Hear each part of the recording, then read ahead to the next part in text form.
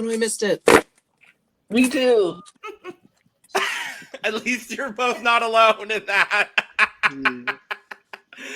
Oh boy, so many people. But it's all going to be worth it in the end, because what a great way to close out the first bracket.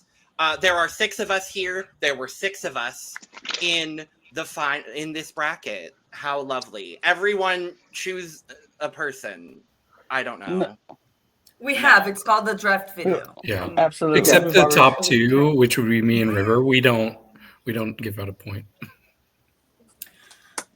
I'm giving my point to Helena. I don't give out a point either. Well, I do give out 1 point. Anyway. I will also give give my world peace. Yes. I give my point to myself, and I don't care about the rules. Anyway, hello. Welcome to The Cup, the Currently Unnamed Podcast, where we put the real and the tea in reality, and you can always come to us first to quench your thirst. I'm Logan Murphy. Say something gay. Gay. She knows. I've been practicing. I love it. I love it so much. I am currently drinking some coffee out of, yes, an orange mug. I came on theme today to close out our orange bracket today. It is just some regular coffee with some caramel. It's caramel coffee cake because caramel is orange technically. I tried to do the best I could. I'm wearing orange and I don't have a cute shirt, but I do technically have cute shorts because, and I'm going to show it without getting us demonetized, but I am wearing these cute MCE Creation shorts from the MCE Creations X Shea Coulee collection. Ooh. There it is. They're so comfortable. These are like my favorite. These are some of my favorite shorts to lounge in. They're lovely. Most of the actual branding of Miss Shea Coulee has come off in the washing, but they are certainly Shea Coulee shorts. So yes. Cool shorts for the first time on the channel. I'm very glad because I was wondering where this was going. I was very Everyone concerned. was. I was very Shea Coulee concerned. I shorts. was like, not the shorts. But anyway, hey everybody, I am Lana, your resident evil diva, and I'm here to give the tea, spill the tea, and drink the tea because you know I loves me some tea. And I am drinking just some water because hydration is important. Drink your water, people. But what I do have, my most important thing, is my cup mug. And you can get your cup mug at lanajuscreations.etsy.com. That link will be in the description below. And we do ship internationally, so they say, and domestically. So there are no excuses. Get your cup merch, period. Thank you. Well, I'm David Healy, and I don't have a cute intro, but I do have a cute shirt. I don't know why. I decided to wear this very poisonous Helena Poison shirt. I don't know what made you wear that. I wonder. I don't know. Why I mean, would it's you? it's a height, I guess. Yeah, it's a really good It's a shirt. cute I would shirt. actually recommend going You're and right. buying one. 10 out of 10 would recommend, sure. Yes, and I am drinking. Where did I put it? Oh, in my shoe. I'm drinking water. Not water in the shirt. Not shoe water, hello? Water. Water. My. Yep, We are that's off the what y'all rails are already. getting today. Yep. Be prepared for more chaos, everyone. Yep. All right. And hi, I'm River, your Brazilian correspondent here on the Cup, and I'm drinking water. And today I chose my Eeyore mug because Adorable. it's just so cute. And I'm sad that we lost some queens today, but maybe, allegedly, we'll see. Question mark. Who knows? We'll figure that out Uh-huh. later, Who apparently. knows? Hola, I am Eduardo, the Mexican representative of this podcast. I am here to talk shit and get hit. I'm drinking water today because everyone's drinking water except for Logan because we're all staying hydrated. Hi. I Oh, literally just did. Quite literally just drank water as you were doing your intro. I forgot about that. Okay, you said you were Forget drinking a lot coffee. of things. Logan said that Neurodivergency. water cooler that I'm drinking out of right here. grab my Then you're a divergency, okay? Cooler bottle here. of water. Jesus Christ. Wow. Oh my gosh. Is it my turn? It is. Yes, but first, who made this beautiful specimen of a lovely drag queen bee that we have here today on this occasion? Well, it's me, Helena Poison from Canada's Drag Race Season 5, top 4 finalists. Yay! Ah! So excited to be here. I have 2 beverages because I'm a sober queer, and that's just like part of the rules is you have to have more than 1 beverage. So I've got Yes, of course. a new limited edition bubbly water, blueberry pomegranate. And then just because I want to get wild and crazy, we've got Celsius energy drink that I pull from the finale of Empire's Mom. My fridge is full of them. Yes, I too understand the need for multiple beverages at once. That's how I usually am, so I understand completely. I just need options. Beverages, genders, I need options. Thank you for understanding, Helena. Thank you for understanding. Our brains. Exactly. We're so happy to have you on the podcast again. Clock I'm it. so excited. Again. This time for a recap. We're so happy to have you on. It's a joy, it's a privilege to have you join us for the end of this first bracket of All Stars 10. Closing out in style with this lovely makeover, as you mentioned in our cute little reel that we did. Go check out our Instagram if you have not already. But yes, you didn't get to do a makeover on your season, so I'm excited that you get to talk about this one at least. Right? I was like, I didn't get to do a few of my favorite drag race challenges, so now I'm just going to infiltrate other people's challenges and make myself a part of them. So first stop is the makeover. Next stop will be if they have to make things out of garbage. Great. And to be fair, none of these queens that we're talking about today got to do a makeover on another person that wasn't a drag queen. Exactly. So I think it's really interesting. Way to include Olivia in the group with the rest of them. Exactly. That wasn't another drag queen. And funny enough, that other drag queen is literally on this season, and we'll talk about her in 3 more episodes. And I'll just get it out of the way. Man, what a redemption. What a redemption. Right. We'll talk about it because I have famously said several times on this here podcast that I hate the makeover challenge. Famously hate the makeover challenge. I think this is my favorite makeover challenge of all time. I'm going to say that right off the really bat. fun. It was really fun. I think the formatting, this whole episode was fun. Yes. And I'm very excited to dive into it. Before we do, make sure to subscribe if you've not already, because we're here almost all the time giving you almost all things drag. Currently, that is All Stars 10, and we've got a couple more fabulous guests lined up for the next couple of weeks. So stay tuned for that. Pink Bracket is lining up to be very fabulous with some fabulous guests. There may be a theme. Let's just say that. Allegedly. Allegedly. Everything is alleged information until it happens. It says so down there. It says so down there. It will say so here in a second. There it is. Everything is alleged information. Everything is alleged. Yes. We are still here covering more of the Drags Reinas Malditas here on the channel as well. So if you are a fan of Mexican drag, horror drag, bitches, and it still bitches, especially this week. The bitches were out in full force on this occasion. But the least bitchy of them all joined us this week for the recap. The darling angel Gouda Von Cheese joined us for our recap this week.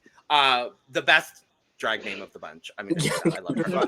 We love Gouda. We love Gouda dearly. I love her. Absolutely. I love her. Helena, if you're not watching Morbid Drags, I'm going to send you a link after this. I suggest it. It's all in Spanish, but the drag is great. Like, they work. I've been seeing your reviews come up on my YouTube page. It's so good. It's so good. But yeah, go check out our reviews. Go check out Morbid Drags. They're great. They're lovely.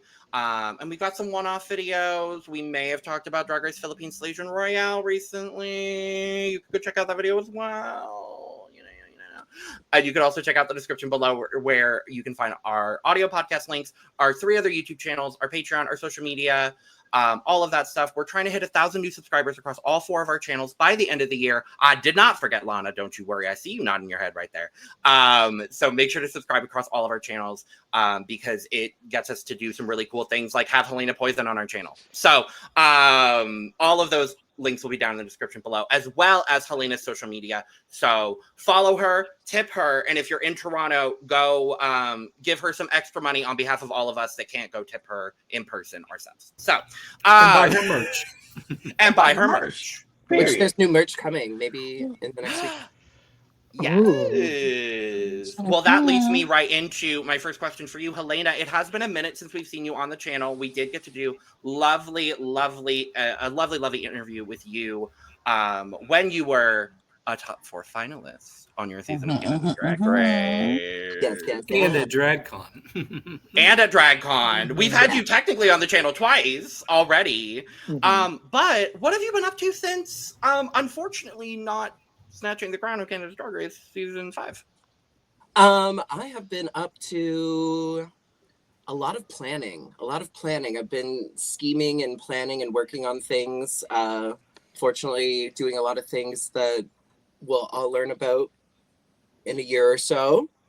Great. So I've been working on a lot of like secret things. I've been getting my social media and content going. I've been working hard on my YouTube channel. I've got a new YouTube series coming out next month.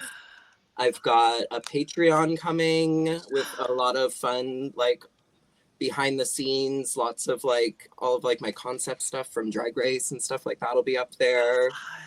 Some exclusives and stuff like that. So yeah, I've just been doing a lot of like prepping and planning. We have Pride in Toronto coming up really fast, like next month. So yeah, it's just been a lot of doing stuff like that. We did DragCon UK, which was amazing, which I guess wasn't since the show's been over, but it was the week before, so I kind of just grouped it into that. Right. But yeah, no, been working on lots of stuff that I can't really talk about right now, but don't worry, I won't shut up about it when I can talk about it. Yay. Good. We can't wait to have you back to talk about all of it. Absolutely. Yeah. Absolutely. And what have you been thinking of this glorious season of All Stars 10 so far? The format, the girls so far, everything. What are you thinking? I am so upset. I'm having the best time watching this season. It's I love the format. I love the newness of it. I like that we got to see those, like we've gotten to see these 6 girls together, like with no one going home for 3 episodes and getting to see what they do in every challenge. I really like that. And I'm just so excited that we're seeing some people that I've always wanted to see back on my TV, like Aja. I'm #1 Aja stan forever. Yep. Like, I remember discovering videos of Aja performing in New York, like it was probably like a month before she was announced on Drag Race, those ones that went viral of her doing Give Me Tonight and the Busta Rhymes. Yep. Yes, And I'm I used to obsessed watch with those that. The Busta videos Rhymes, and up to go perform, and it's like I've just loved her forever. Yes. I'm so excited that she's come back to drag and she's back on Drag Race, because like that woman is TV gold and drag gold, and everyone just deserves more of her. So I've been loving it. Yep. I got to see her perform in Brooklyn just a few months, like it was like a month after she got back from filming season 9, and somebody was like, "She's on Drag Race next season." I'm like, "What? No way!" So it was really cool getting to see her and then see her on the show. Awesome. Yeah. But I'm curious, who's been the biggest surprise out of this cast so far? You've only seen 6 of them, but has anybody been like, "Wow, I didn't know they had it in them"? Who's been my biggest surprise? I mean, for me, Bosco has really been turning it. And like, I know I shouldn't be surprised, but for me, like, I enjoyed Bosco on her season, more so for her like personality, I think. But like, there was other people I was more interested in her season. So for her to come back this strong and really just be like so coolly confident and look like that, like, let's be real. like I tweeted randomly the other day, how is everyone adjusting to their new sexuality thanks to Bosco? I was going to saw that. ask you, and you beat me to it, unfortunately. How are you reacting to your new sexuality, Helena? I mean, I've been confused by beautiful people all my life, so it's nothing new to me. I was just worried about. I'm always worried about how the others are doing. It's just who I Yeah. Yeah. Mama. I'm used to being confused and Yeah. But no, Bosco is killing it. Bosco really shocked me coming and turning it so hard. I'm really excited that we get to see more of Irene too, because she's like, there's like a few queens that go home first where I was like, nah, they really fucked that up. Like I really wanted to like at least one more episode. It's like I feel that way about Irene. I feel that way about Juicebox. Like, Yep.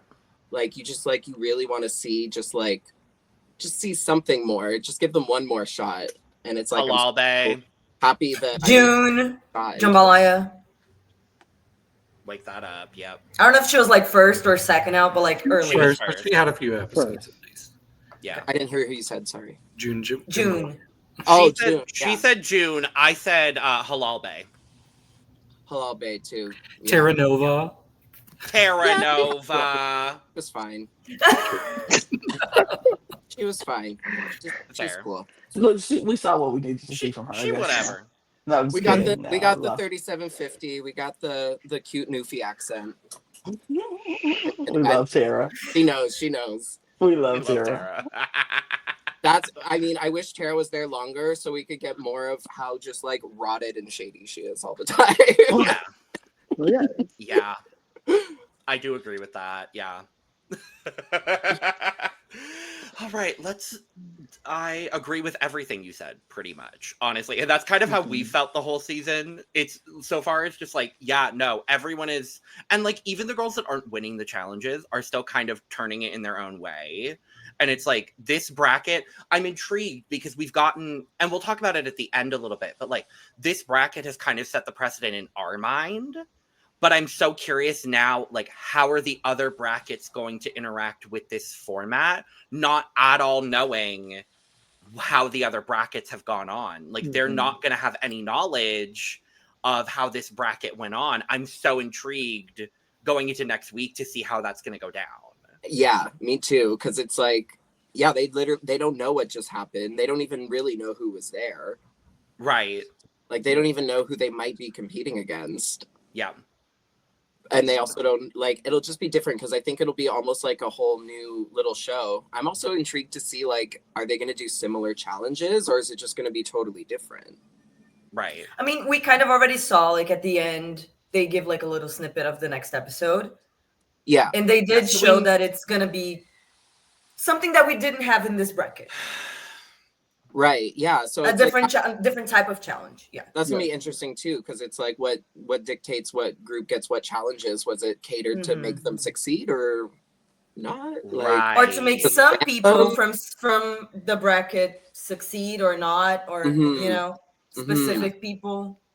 Exactly.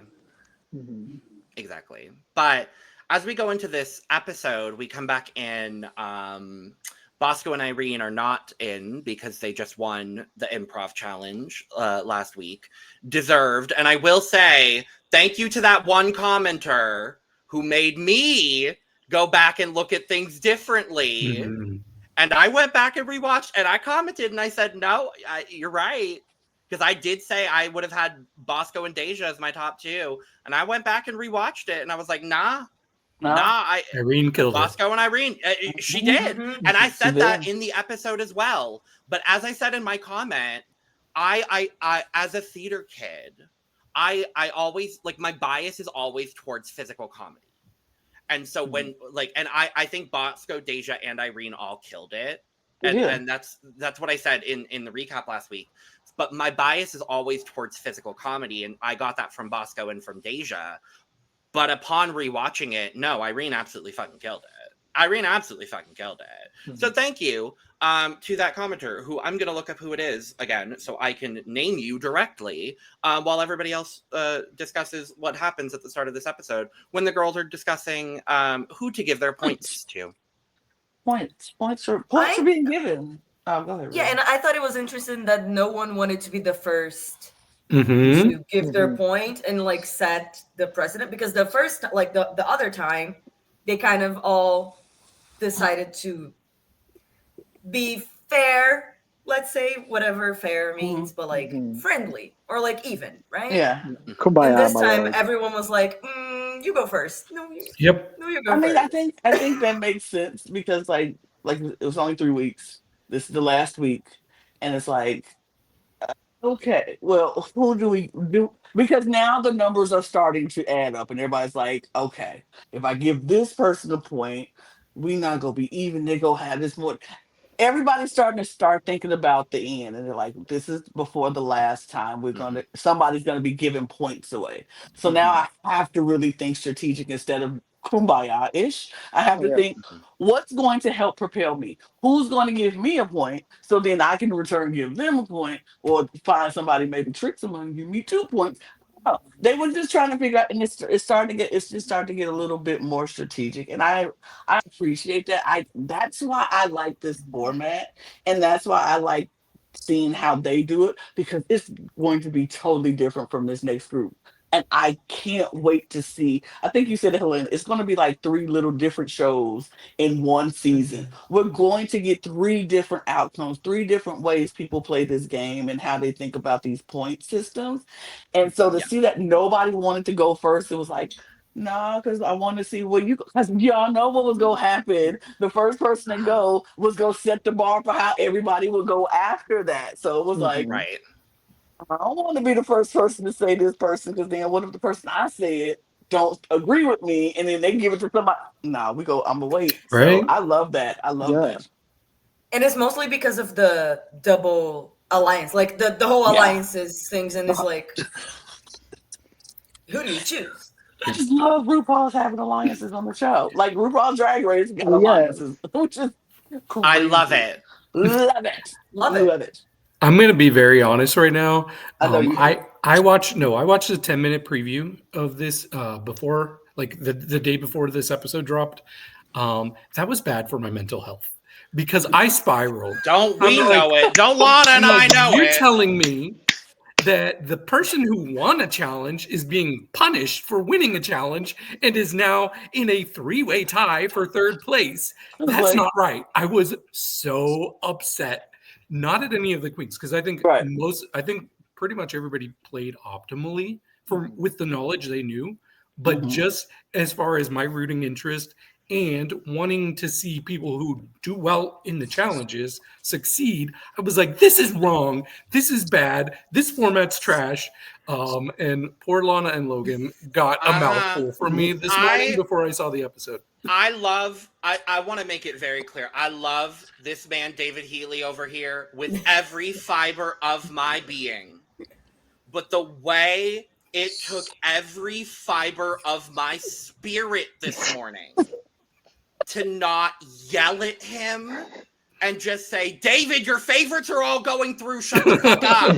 I didn't want to ruin it, but I was really ready to spoil them. Like it took I everything. wanted to as well. Me too. I was like, The way I got into another argument with this man this morning. Another one. And I'm really trying not to anymore. But the way I got in another argument this morning with this man, knowing damn well, because Lana and I watched it at midnight, knowing damn well I was that like, this David, you're man's fine. favorites all go through. They're all fine. They're all fine. Knowing Everybody's damn well fine. that Bosco Y'all said and that's a lot of Alva emotion for go safe. through. It was a really lot. is a lot of emotion for safe. And I'm sitting here and I'm looking at these comments that he's coming through, and I'm like, baby, if only you knew. If only you knew. It was If such. only you knew. It was such. I was like, okay, Lana, please. Y'all, I'm gonna be so transparent and so honest. I was like, well, okay, Lana, this could go either way. Logan is going to snap, and then David is going to snap back, and then I'm gonna have to figure out how to calm the both of them down so they won't go off. Or I could just spoil the whole thing and Right. tell David everything is fine. You don't have to worry. Just watch the Yep. episode and you'll be Yes. fine. But I didn't want to do that because I don't like Yeah. to be spoiled either. So I'm like, oh Jesus, please. Mhm. And I was like, Lord, please, all of my prayers Uh-huh. that I could send up, I was like, in this moment, please don't let Uh-huh. either one of them snap off on each Nope. other. Because the minute they pop off on each other, I got to fix it and make sure that they don't. We can Yep. have a show here tonight. That's all Because I wanted. I wanted us to have a show bicker, here because tonight. we bicker like siblings. We That's do. literally just They what do. we do. And I Um, auntie the both of them to calm down, and we'll come back to a happy medium. It's fine. But I do still stand by my point that Yes. this format I agree with you. is really risky, and Risky. it's way too easy for people to be punished for succeeding early on, and then people to slide through by getting those points early on. And all you have to do is win one challenge in the end. Meanwhile, the person who won one challenge at the beginning doesn't get bonus points from anybody else. But Right. we'll see how it Hey, works out. and I think that's a valid. I do think that's a valid critique. But hey, again, I appreciate Drag Race for doing something different. This is a big swing, and I think this is a big hit for the format. There are some tweaks that need to be made for the format. I hope this is the format for All Stars 11. I do. I want to see this come back. I think there are some tweaks that need to be made. To your point exactly, David. I think that's a tweak that could be made for the final round of the format, where all 6 queens get an MVQ point. I think that's something that could be implemented on a future iteration. But I do tend to agree. Also, side note, at Tony Gelada 96, thank you for changing my mind. There you I go. did look up the comment Thanks, because we care about Tony. our fans here at the comment. Thanks, Thank you, Tony. And we But thank yes, you. and we thank you. Thank you. But yes, so as we get into the points, we find out that Aja decides to give her MVQ point to Olivia. Of course. So Olivia is now up to 2 beautiful. I'm sorry, not beautiful, but actress badges. It feels like it though. Phoenix decides to give her point to DeJa.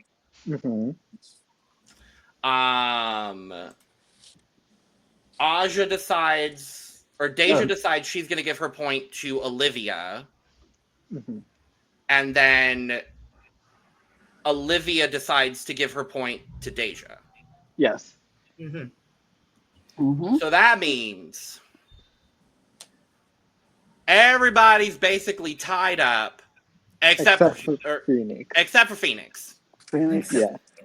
Phoenix I feel so bad for That's Phoenix. some bullshit. I thought that was Yeah. so shady. It was Like, very I shady. hated that. Yeah. but like I'm trying to even out the playing field, or I want it to be like, because now like everyone has a chance. I was like, yeah, except for Phoenix. I was like, if you Except for really want Phoenix. to level the playing field, one of you should have given it to Phoenix, so everyone had a fair shot of maybe making it into the finale. But you all just boosted yourselves up and said, "Fuck your drag," and then also like if. That makes me think that they don't think of her as competition. So wouldn't you want to give your points to the person you know you could beat out next round? Exactly. You want to play really shady and shady? That's how you should be playing. Yeah.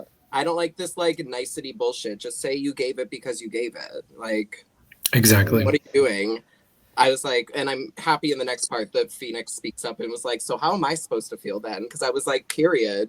Yes. Absolutely. Let's talk about the next section then, because we get kind of this like Aja's a little like, well, what happened to Mimu? What happened to Mimu? And I'm like, Also, baby, And I'm like, And What she I said. walk in, I'm gonna dox all of the alliances and we're gonna talk it out. And Fully. Phoenix is sitting there spiraling, crashing out because she's like, this is why these bitches aren't picking me. but then I'm like, baby, aren't you the one that said alliance? I'm gonna have alliance with the cameraman, with RuPaul, with T.S. Madison, who hasn't even been a guest judge yet until this episode. Just for the I'm vibes. gonna have an alliance with Coleman Domingo, Ice Spice, Just to make sure. the Yeah, who Badonka Dunk knows? Tank from last season. Charlie XCX, even though she didn't come. Right, like Metamorphosis, who's that, still waiting at, like, making her way back. to Nicole whoever Page it is. Brooks from Atlanta, Georgia, who she doesn't even know is competing in the next bracket. Like, Aja's aligning with everybody. It's like, baby, did you not realize that this was going to blow up in your face? But also the TV gold of Aja sitting there, like breaking the fourth wall, looking at the camera, like, oh, yeah. Oh, I loved she's giving her back too. Oh, I Me. loved every And moment then of just it. gags her, and then she's sitting there just staring at her like. I was like, this woman is TV gold. Never let her leave. Lock her in the studio. No, And then she said, it's not giving Mimu, it's just giving me. And I was living. I love her. That was good. I love her. Well, but then we got Olivia basically gaslighting Aja, and she's like, no, don't you understand? This is a good thing. Now we're all even. Now your win doesn't matter at all. You're on the same level as me and DeJa. Yeah, I know you guys are thing. hurting your point, but we all just got gifted them, and now we're all the same. Isn't that fun? Like, Olivia made Why are you such a mad? bad game move in this scenario because backstabbing Aja, I think, truly cost her the game. At this moment, I was like, she's absolutely not gonna. I mean, like, the game's the game, and it is what it is. Like, obviously, there's not going to be hard feelings afterwards, but it's just like, but like, damn, girl, like, don't try and just be like, sorry, sis, I'm playing the game. I want to win. Just own it. Like, just own it. Like, it's Drag Race, diva. Like, own it. And then I do love that. Oh, go ahead, Lana. I'm confused because I feel like I watched a whole nother show. Oh, I feel like I watched a whole nother show. I'm just okay. Y'all see her talking, I'm like, what? Gaslighting? What? Huh? She did say all of that. She told her, I'm playing the game. That's what I gotta It was do. a spin. It's a spin that I'm talking about. She told This is for our alliance. This is what we want. which is still the same because Aja was the one who was like, I'm gonna have alliance here, alliance here, alliance here. Hello, But Olivia doesn't know that. But so Olivia can't have And what was her alliance here, number one alliance. alliance? Alliance here, alliance there. She told her the same thing Aja was doing. Olivia, see, we're getting mad because Olivia was doing the same thing Aja wanted to do, and Aja just didn't do it successfully. Olivia got 2 alliances under her belt, and Aja just secured the one. That is not Olivia's fault. And I'm not mad at it. I'm mad at how she spun it. She didn't spin it any type of way. She said Rude. what she said. She didn't really spin it afterwards. She was like, well, girl, I'm playing the game. I'm playing the game. She said And I was what like, she said. that's what I would have. Yeah. But It's the game, girl. And the But- fact, I'm sorry that Aja didn't have a DeJa and Aja on her side to protect her like Olivia had. I'm just saying, Uh-huh. Yeah, that's but the your moment fault, that Aja. Olivia released put all of her cards in the table, she really screwed herself over there because she really told everyone, hey, I'm playing this game strategically. And sure, Aja was doing the same thing, but she was keeping it a little bit more under wraps. So I think the fact that Olivia put all of the alliances on the table really screwed her over and made other people not trust her and not want to give her points moving forward. That part I get. That part I understand. I'm talking about the gaslighting and the spinning and how she ain't playing and why we mad at her. I'm like, Before we got next day in the workroom. we ain't get to the next day yet. The next day, she kind of, Yeah. The next day, I don't think it was gaslighting. It was just like she was explaining to Aja her reasoning for her choice, but in a way that she it felt like she wanted Aja to agree with her reasoning. Yeah. I think It's that's what it was, but that's the extent Aja, of it, I think. In an ideal world here, Aja wanted Olivia, DeJa, and Irene to be like, she wanted all of them to be to have Aja as their number ones. And in this moment, Olivia was like, well, I'm going to do something for DeJa because we all have Melanation Station. I'm evening out the playing field here so that DeJa, as a part of Melanation Station, is now also here. So now all 3 members of Melanation Station are tied with 3 points each. Right. Now we're all good. Yeah. Now we're all on an even playing field. and either one of us could win and get out. Yes, and Aja is also like, but Aja, having just given her point to Olivia, was expecting that Mimu was the priority alliance for Olivia, when in reality, in this scenario, Olivia was looking out more for Melanation Station in this moment as a way to even the playing field for Melanation Station as opposed to Mimu. Even though, didn't Olivia give her point to Aja in the last episode?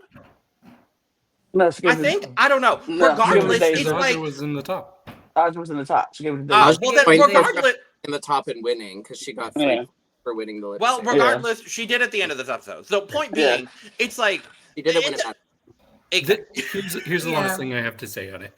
I think what was really going on in Olivia's mind is if I give you a point, Aja, you're going to have an advantage over us. I don't want you to have an advantage. Okay. I want us to be all even. I want to be tied for third place. I don't want to be tied for fourth place. Absolutely.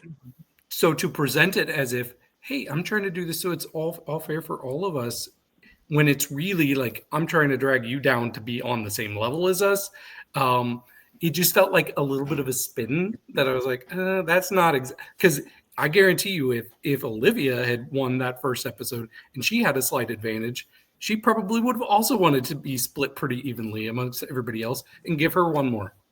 And now just because I'm messy, now I want to see Olivia spin it around on Aja and be like, well, why did you think you deserved the advantage? Now I want that conversation. Right. Because I'm the challenge. Now that I've heard all of your opinions, I'm like, wait, no. But like, Right. Let's get into it. around on Aja and be like, so why did you think you deserved the advantage? Right. Why did you deserve the extra point? Why did you deserve the advantage? Right. Just because you gave me a point just now? Like, is Just, that why? Right. Like, are you thinking just because of this? Or, But, yeah, so we do go next day in the workroom. Aja's just like, so here's the alliances. And Olivia's like, so here's the alliances. And Phoenix is like, behavior, like, okay, yeah, secrets, alliance. Let's just get it out here. Let's just talk. And about It's the last episode. They're going to be so together. good. Like, who cares? and for lack of a better term, the way the white girls were like, yeah, literally. Melanation Station. What? It's like, Mimu. like, hello? Mimu.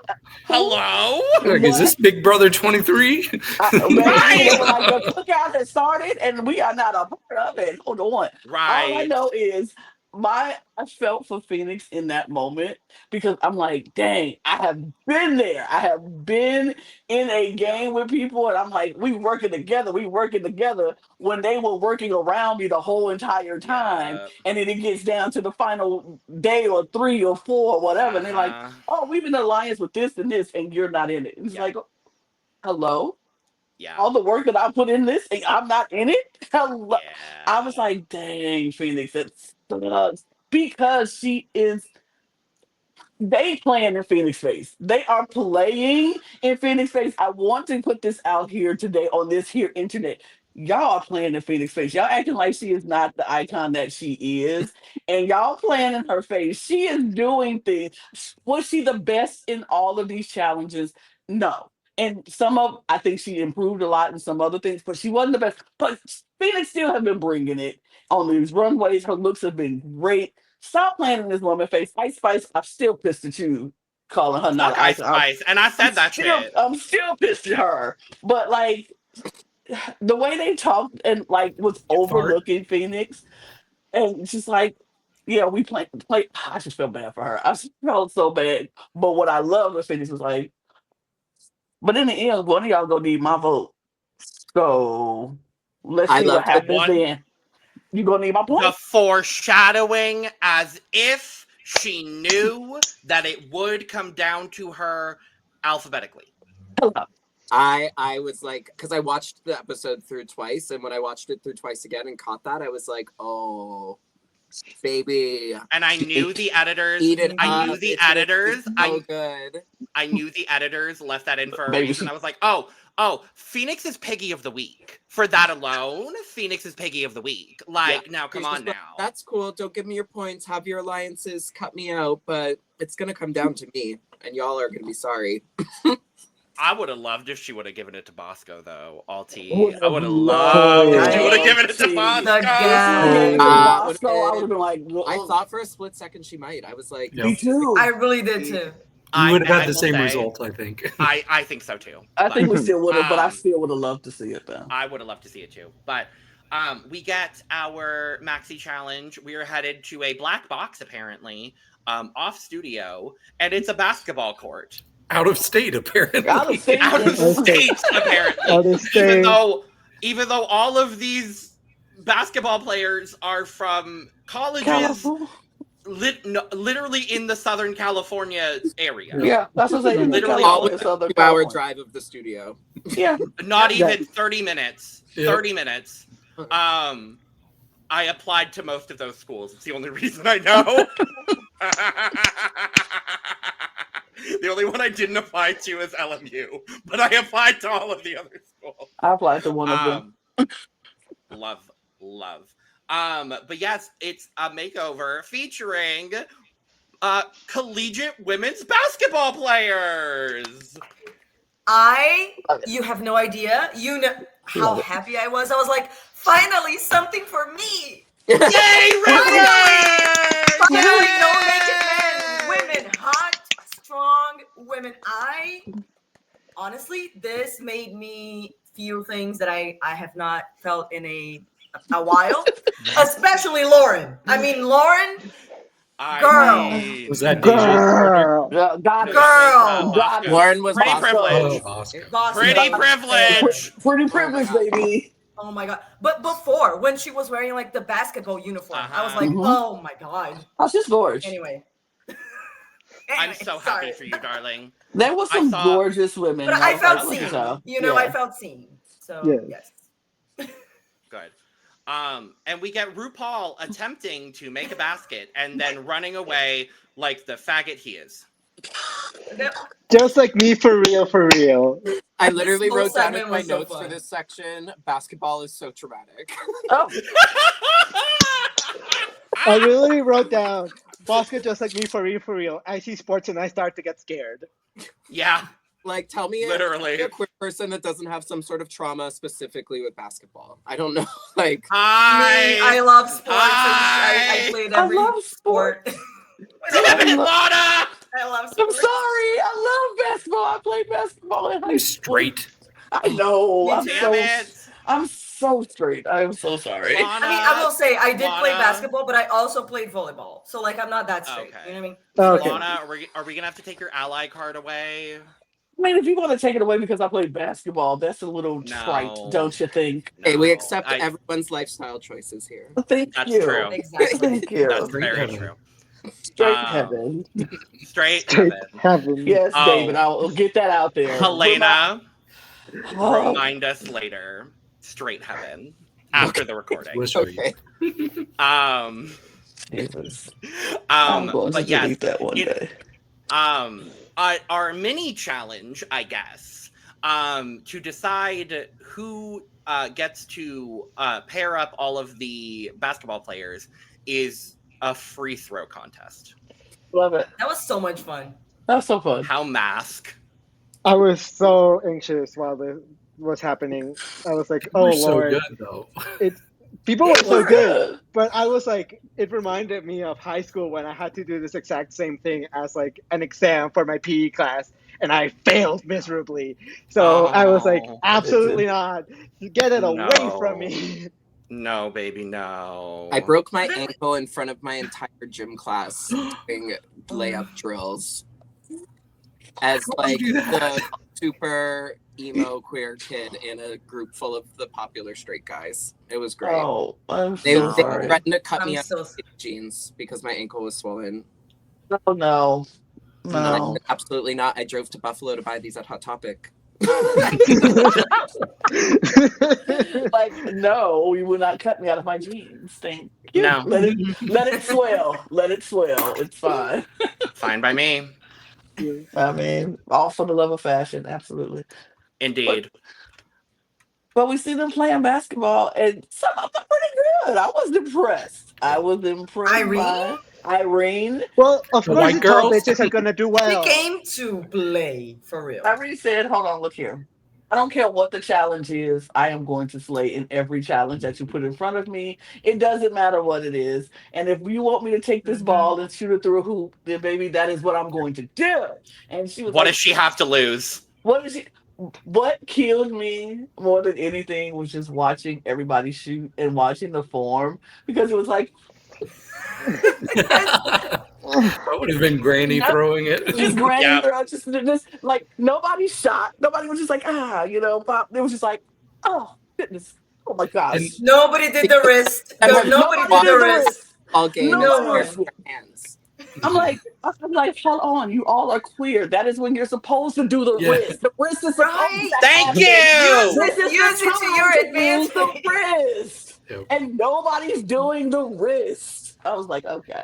I loved Olivia saying Irene gets a black card, an unofficial black card, like a Oh. validation station too. I was like, no, she doesn't. No. She Well, doesn't. I said, Olivia, stop that's too passing out the much. cards. We're not doing that today. Don't do it. Well, We're not Julie. doing it.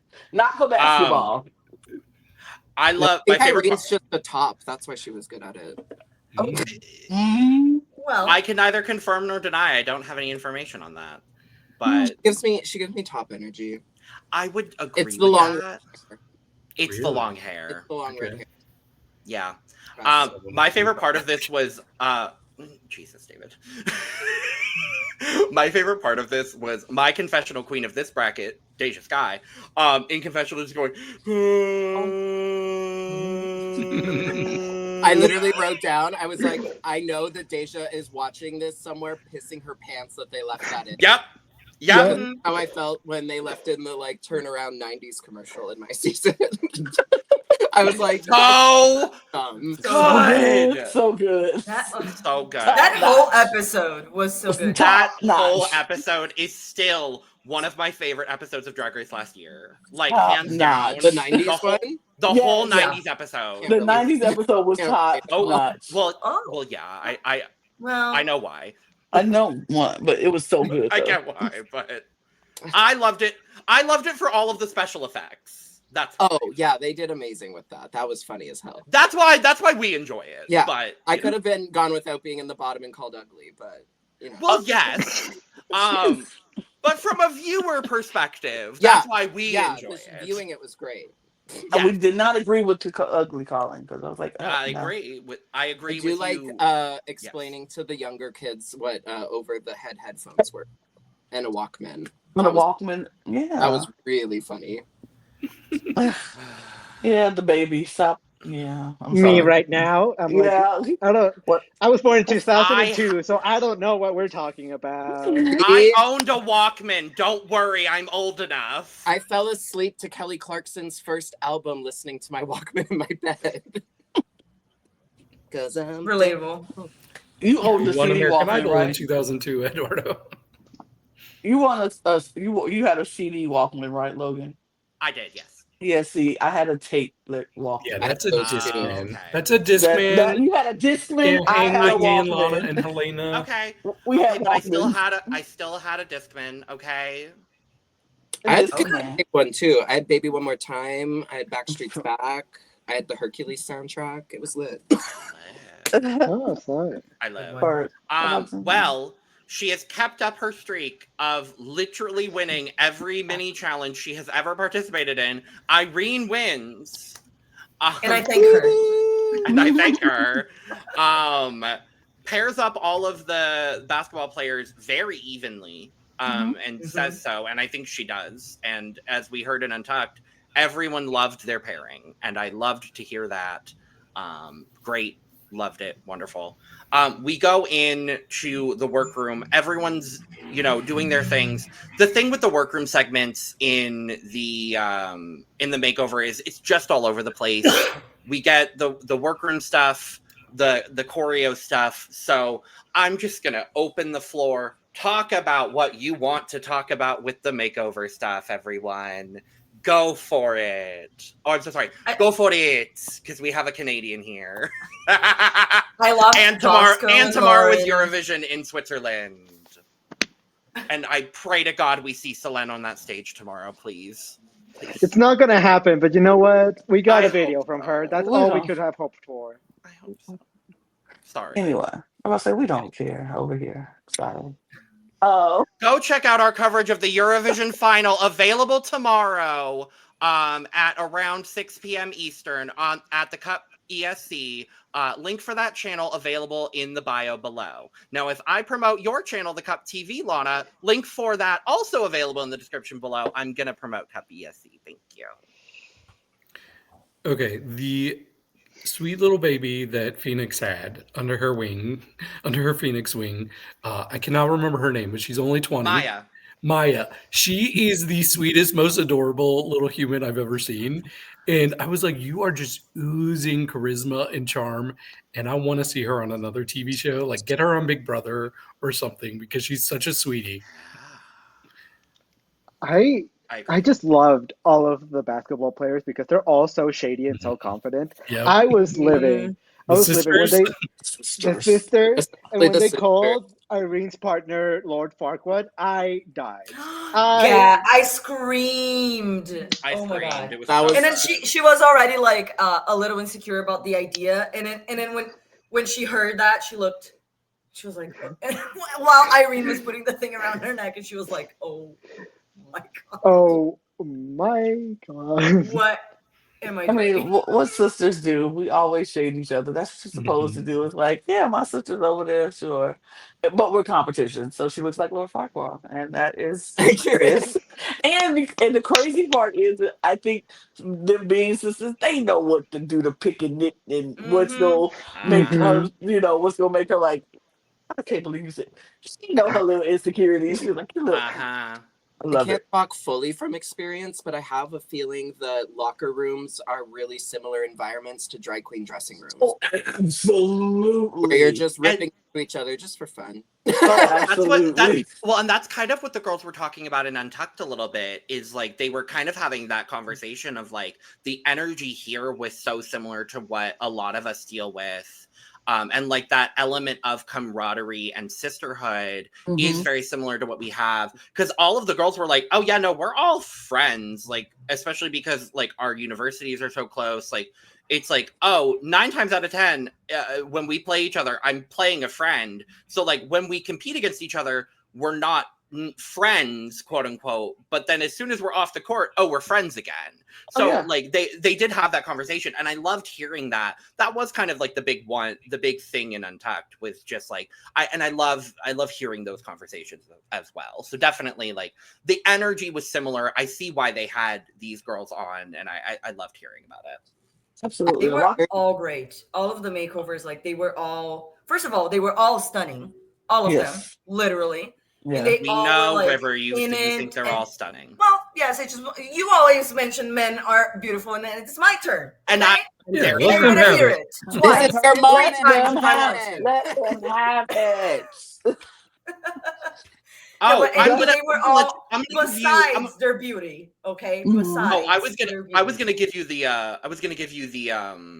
I can't. Oh, here you go. This is your moment. Have it. Thank you. But yes, besides them all being beautiful, they were all like so happy to be there and like willing to work with the queens, and they were not like not all of them loved all of the ideas, but they were like willing to try, and like they were open-minded to it, and were competitive with the girls, and like I feel like that makes it easier for the queens to work with the makeovers, because it's already like so much to do. Especially now with they added like the lyrics and choreo besides Just the makeover. Yeah, the actual makeover. yeah, because we didn't even touch on. So it's a makeover, and That you was also have to write lyrics again in this bracket. Right. And then you're gonna make these poor basketball girls rap and Dance. sing and dance in drag. Record Like that's hello? wild. That's brutal to do to the contestants on the show. Never mind. Yes. And it's the people if that- they would have done like a lip sync, like they each had to prepare like a lip sync performance to a RuPaul song or something.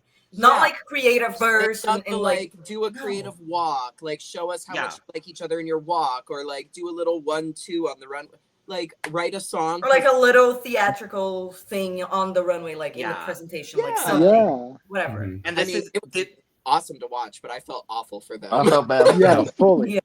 See, and and this my, is now.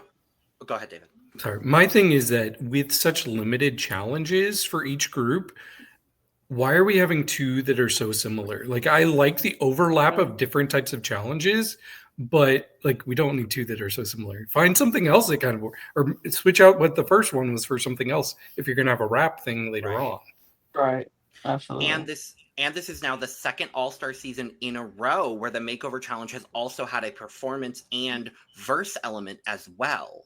And I don't love, because last season it was the paired makeover where they also had that verse and performance element as well with the firefighters. Oh, yeah, where they turned that handsome man into Megan Thee Stallion. Yes. Correct. Yeah. Yeah. Hissing while I'm pissing, hissing while I'm pissing. That's all I remember. And that beautiful man. No show could clock. Oh, I forgot about that. That was Oh. I really, honestly, I do love All Stars 9 upon reflection. I really do love that season. Point being, it's like, I don't love the precedent that we now have. Like, if that's the elevation of the makeover challenge now for All Stars, I like that. But to your point, David, make the first challenge for this bracket something completely different. Make it, because if you have an a improv makeover. challenge, I mean, not a makeover. Sorry, I meant design. a design. That's what I meant. A design challenge. Yeah. There you go. I like when Yeah, they 2 makeovers. find out. Shut two up, David. makeovers. Shut up, David. What were you saying, Helena? Sorry. No, I missed it. Because I said makeover twice. And then, of course, David's like, 2 makeovers.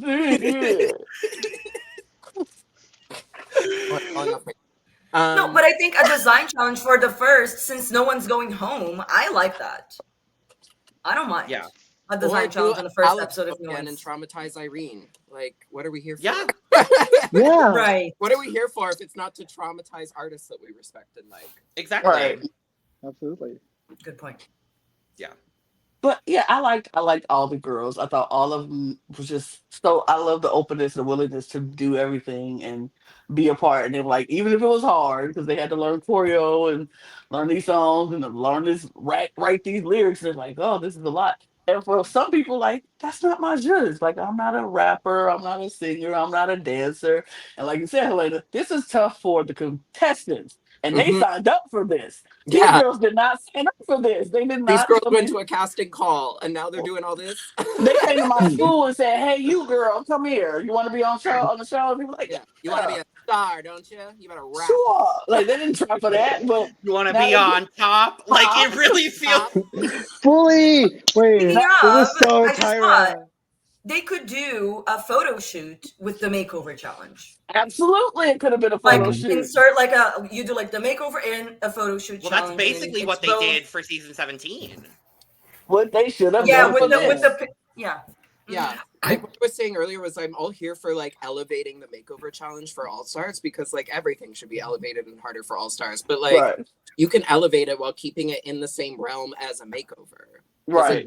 It's almost like they're making every challenge in All Stars like a kitchen sink type challenge. We're like, oh, we're gonna make you do an impersonation and this and that and this, and it's like throwing like a bunch of things together where it's like, we'll just make them make the outfits or give them a theme that they Right. follow, and then they have to make those looks and make it like the full makeover challenge. Like, because then it's like if you suck at doing makeup or putting somebody together in drag, but you're an awesome singer, Interest. artist, or a dancer, then that's going to save you from not succeeding well at the challenge that was at hand because they added in another random thing. Mhm. Like, we It's don't like- need Snatch Game the Rusical.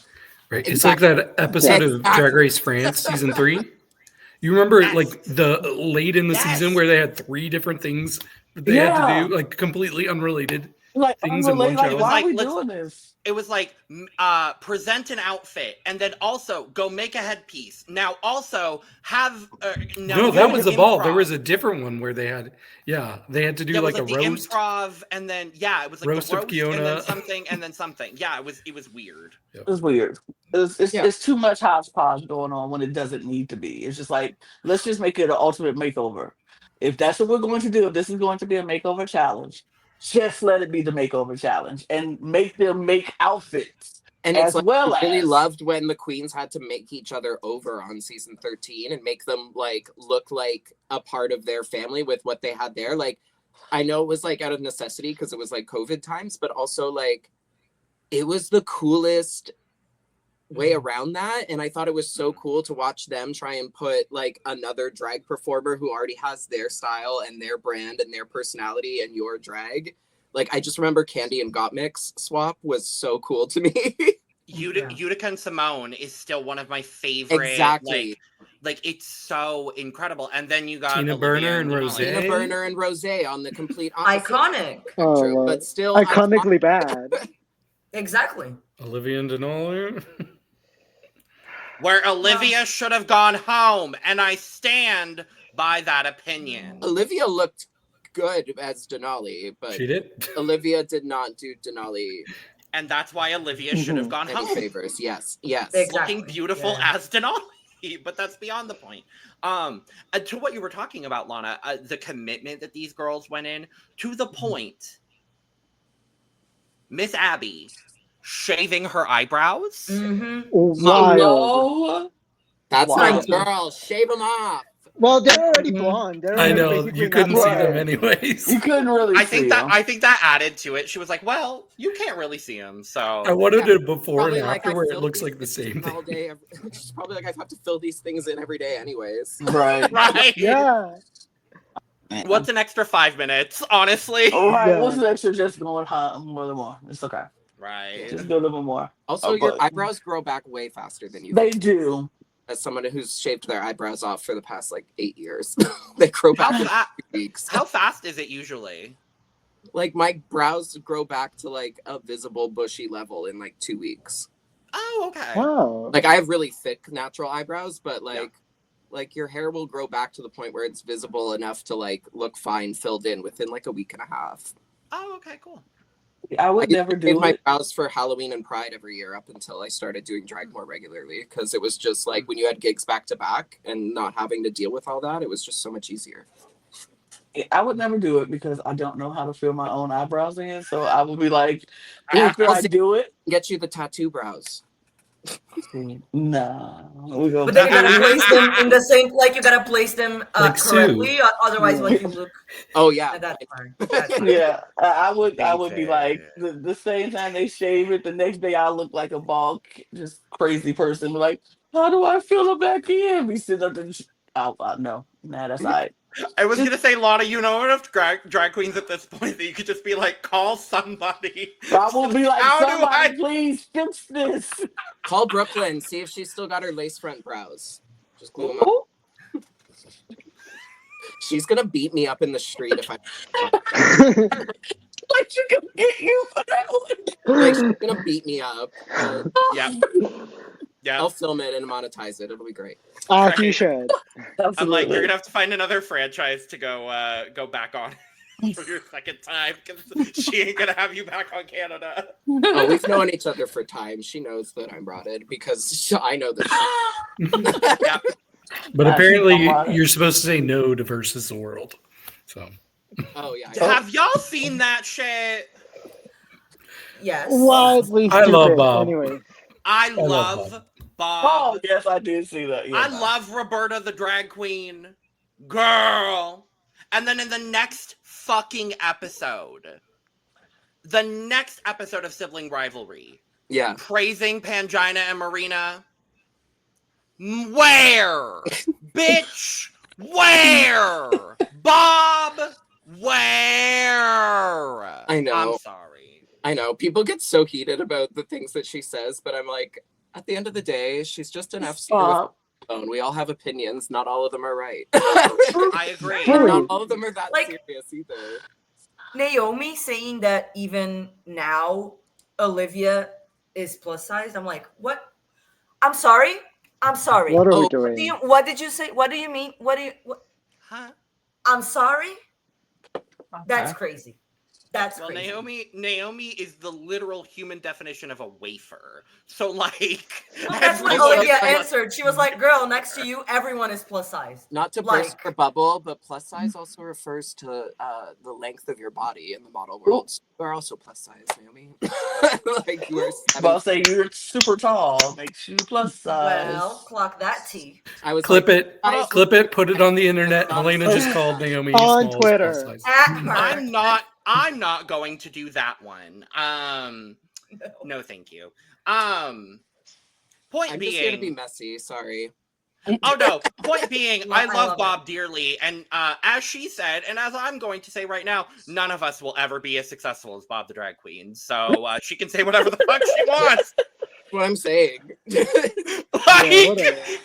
I'm about to say, facts Bob, are will be facts. watching. I'm gonna say I will Bob be will It's getting never really see bad, and this. I'm like, I was- guess who's not in charge of casting? Bob the drag queen. So who cares? Correct. Yeah. Look, Correct. and guess who's Guess not who watching will- this show? Bob Bob the drag queen. Bob the drag queen. And guess who will continue to watch sibling rivalry every week? Me. All of us. Period. Sure it will be. There we go. Do we have any other big things? The only other big thing I had from the workroom stuff was their conversation about being a woman in basketball and the expectation of the femininity versus masculinity conversation. And I loved hearing this conversation. I loved it. you. Go ahead, Helena. Oh, I was just saying I loved it too. Oh, yeah. I loved it so much since I did play basketball. I had those same things that people were like, "Oh, you're such a masculine person. You play basketball," and it's like I like girly things too. I can be girly and I can be, love all the things about playing sports, but I could also love all the things about being a woman, and it's fine and it's okay, and it's never one or the other. I was really hoping that they would get into the conversation of how people just assume, well, they kind of sort of when they were like, you have to be masculine. But I wanted them to get into the conversation where they were like, people always assume just because you play women's sports that you're also a lesbian. And I'm like, some of them are, some of them aren't. That's just not always the case. And I really want them to talk about it, especially on this platform. I'm like, it's okay if you are, and it's okay if you're not. You just be you and enjoy what you do and be great. And the problem is a lot of these people be insecure because these girls be so much better than them and all the way around. They be better than these men's sports and then they can't handle it. But I Be love better this conversation. and look better Look while better doing it. Right. But Hello. I loved it so much. I love this conversation. It was so relevant to me. And I was like, I love this. I love this Yes. conversation. I loved hearing them talk about that they can just be themselves and they love being in this space where it felt safe. That's where the locker room for the women is where they feel safe. And then this workroom felt like the safe space for them to just be open and honest. And I love that. I love that we're just women, just girls having fun, putting on makeup, doing what we do, and living life. And it's fun. And it's fine. I love that. And on first watch, because like Helena, I did watch it twice to take notes and everything like that. What I did find interesting on first watch was that there was no reference of anyone's sexuality. And at first I found that a little bit interesting. And then on second watch, I was like, no, but why does it matter? It doesn't matter. I think that's exactly what, like, I had the same thought. And I was like, actually, the fact that they didn't bring it up is great. I agree with that. It doesn't completely. matter. That It does. Exactly. It proves the point that it doesn't matter. It was entertaining. We were like, we didn't need it. Exactly. Would it have added maybe a point of conversation? Yes. But Totally. we didn't need it. I was shocked that they didn't, but I was like, it didn't matter that they didn't because it doesn't matter. No, not at all. I was like, I kind of love that they didn't, because typically with the makeover, like if there are any queer people, it is brought up regardless of like what the demographic of people is there. You know what I think? You know what I think? And maybe I could be 100% wrong, but I feel like maybe it didn't get brought up. Maybe there weren't, because of what you just said. If there are queer people in the space, they usually make sure that conversation comes into play. Maybe these girls just weren't. Maybe all of these girls were not in that space, but they didn't want to highlight that they weren't, but they didn't need to highlight that any of them were, because they just weren't. And they just were being. Yeah. Either they were or they weren't. It could be either end of it could the be extreme, either end of the honestly. spectrum. Like all of them could be lesbians, and they were like, "Well, there's no need to bring up that because all of them are the same way. All of them are not." And it doesn't Maybe matter it because doesn't all matter. of them were phenomenal and incredibly respectful of the space. Yeah. It does not matter. And I love that it I love wasn't that. a topic. And I Love love that it was just, it was what it was. And they all had a great time, and everyone had a great time. And I loved it. Yeah, I love that. So. I think we should just go to the runway because I fear that's where we are. Yeah, I because was gonna say. rehearsals was not really. It was They not rehearsed. really that much. Like, They rehearsed. I was gonna say. That's it. I was gonna say of anyone else, the one person that would have anything else to bring up would be our resident note taker, David Healy. But I fear he does not, given the fact that he is I shaking. did his head. want to mention that I just thought it was fun and light that right when they sat together, Bosco and Lauren were talking about the weight of being pretty. Yeah. Oh yes. Yeah. That was so touching, and it really just It related to resonated with me. me particularly Me because personally, I me too, understand I the understand struggle the as weight. well. The weight of You being know. pretty is hard. Exactly. Yes. It's so hard. Yeah. So I have no Helena, idea what that what- very means. Helena, what is it? important representation. for- Helena, what is it like to have pretty privilege? It's pretty great, to be honest.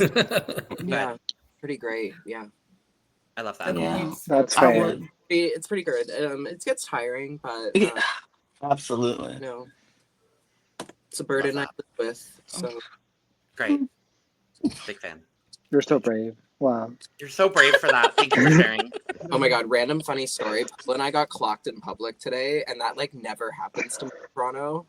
Like I've been walking down the street with Jaylene when she was here, and someone freaked out over Jaylene, looked me straight in the face, and walked away. Like no one ever clocked me. And I'm like, we're walking through the suburb, and I see this girl, and all of a sudden she like locks eyes with me, and she like falls against the wall and starts like doing this, and I was like, and starts giggling, and I'm like looking at myself. I was like, oh my god, do I have something on me? Like, does my and then Great. and then I was like, oh right, I was on television. But yeah, so that was I love that for you. How just reminded me of often- that. You're like, what's it like having pretty privilege? I was like, well, I don't I forget. I was gonna say, how often does that happen for you? I like never get clocked. The only times I've been clocked out of drag, people thought I was Xana. Not The bad. first time that Oh. happened in front of Giselle Lullaby and Shea Coulee in a Winners in Victoria, BC. Oh no, they thought you was there. And then I said, it's happened to me twice, and it happened to me down the street from my house too. And I texted Xana to tell her that people don't hate you as much as they say they do because no one's thrown anything at me yet. That's And wild. sorry that people are mistaking me for you because I know you've been working really hard on your fitness, and it's not a reflection of that.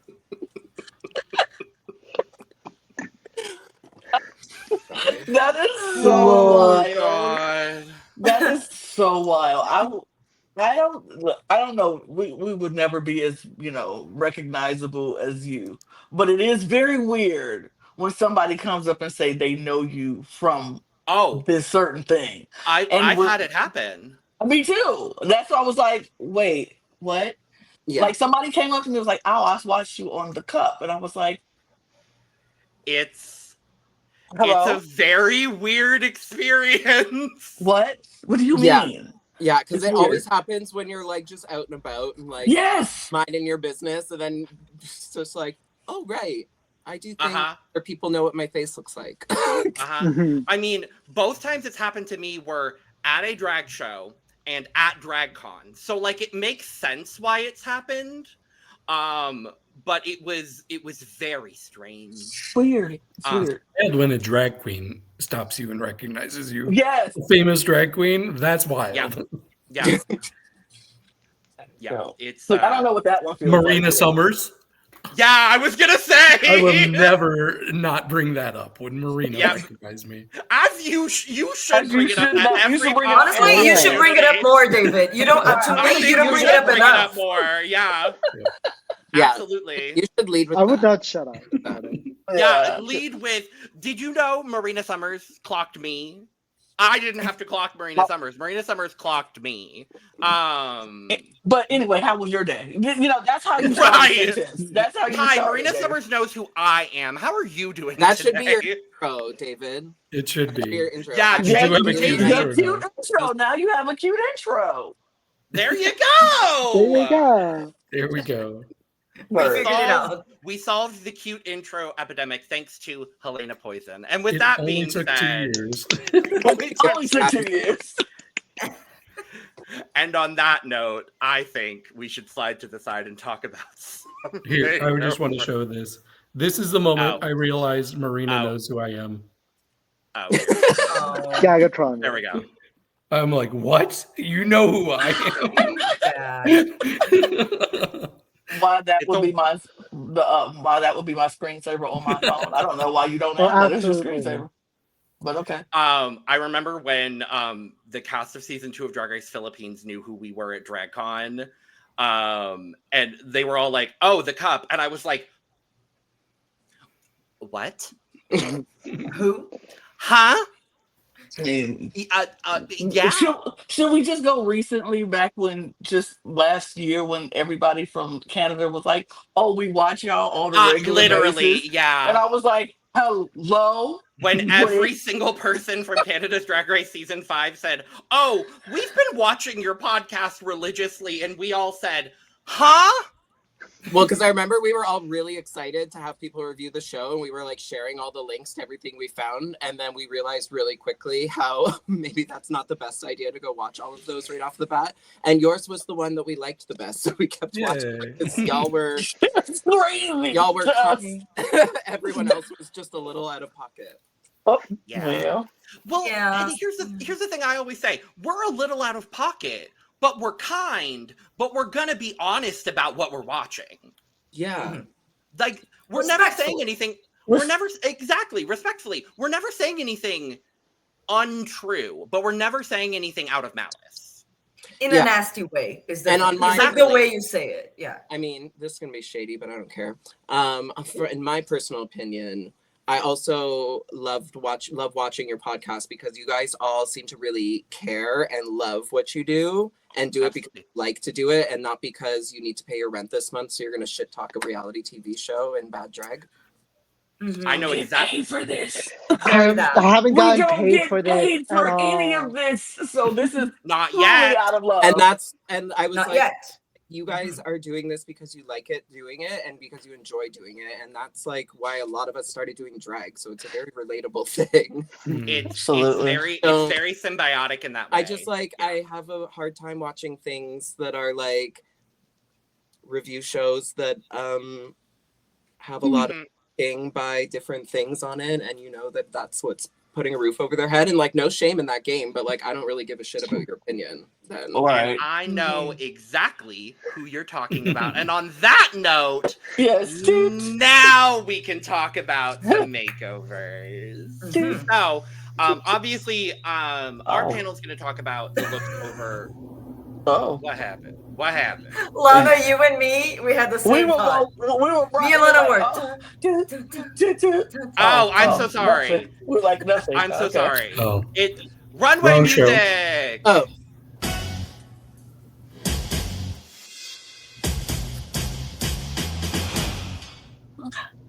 Thank you. Thank you. Thank you. Because my brain was like, we're not talking about it until we I'm hear the so music. sorry. I cannot move on until we. I Right. can't hear the I'm music, so so I'm just hoping I'm on beat. Oh You're no. fine. You were. You're You fine. were. We're always all like half a second behind anyway, so it's fine. You sit in just Yeah. fine.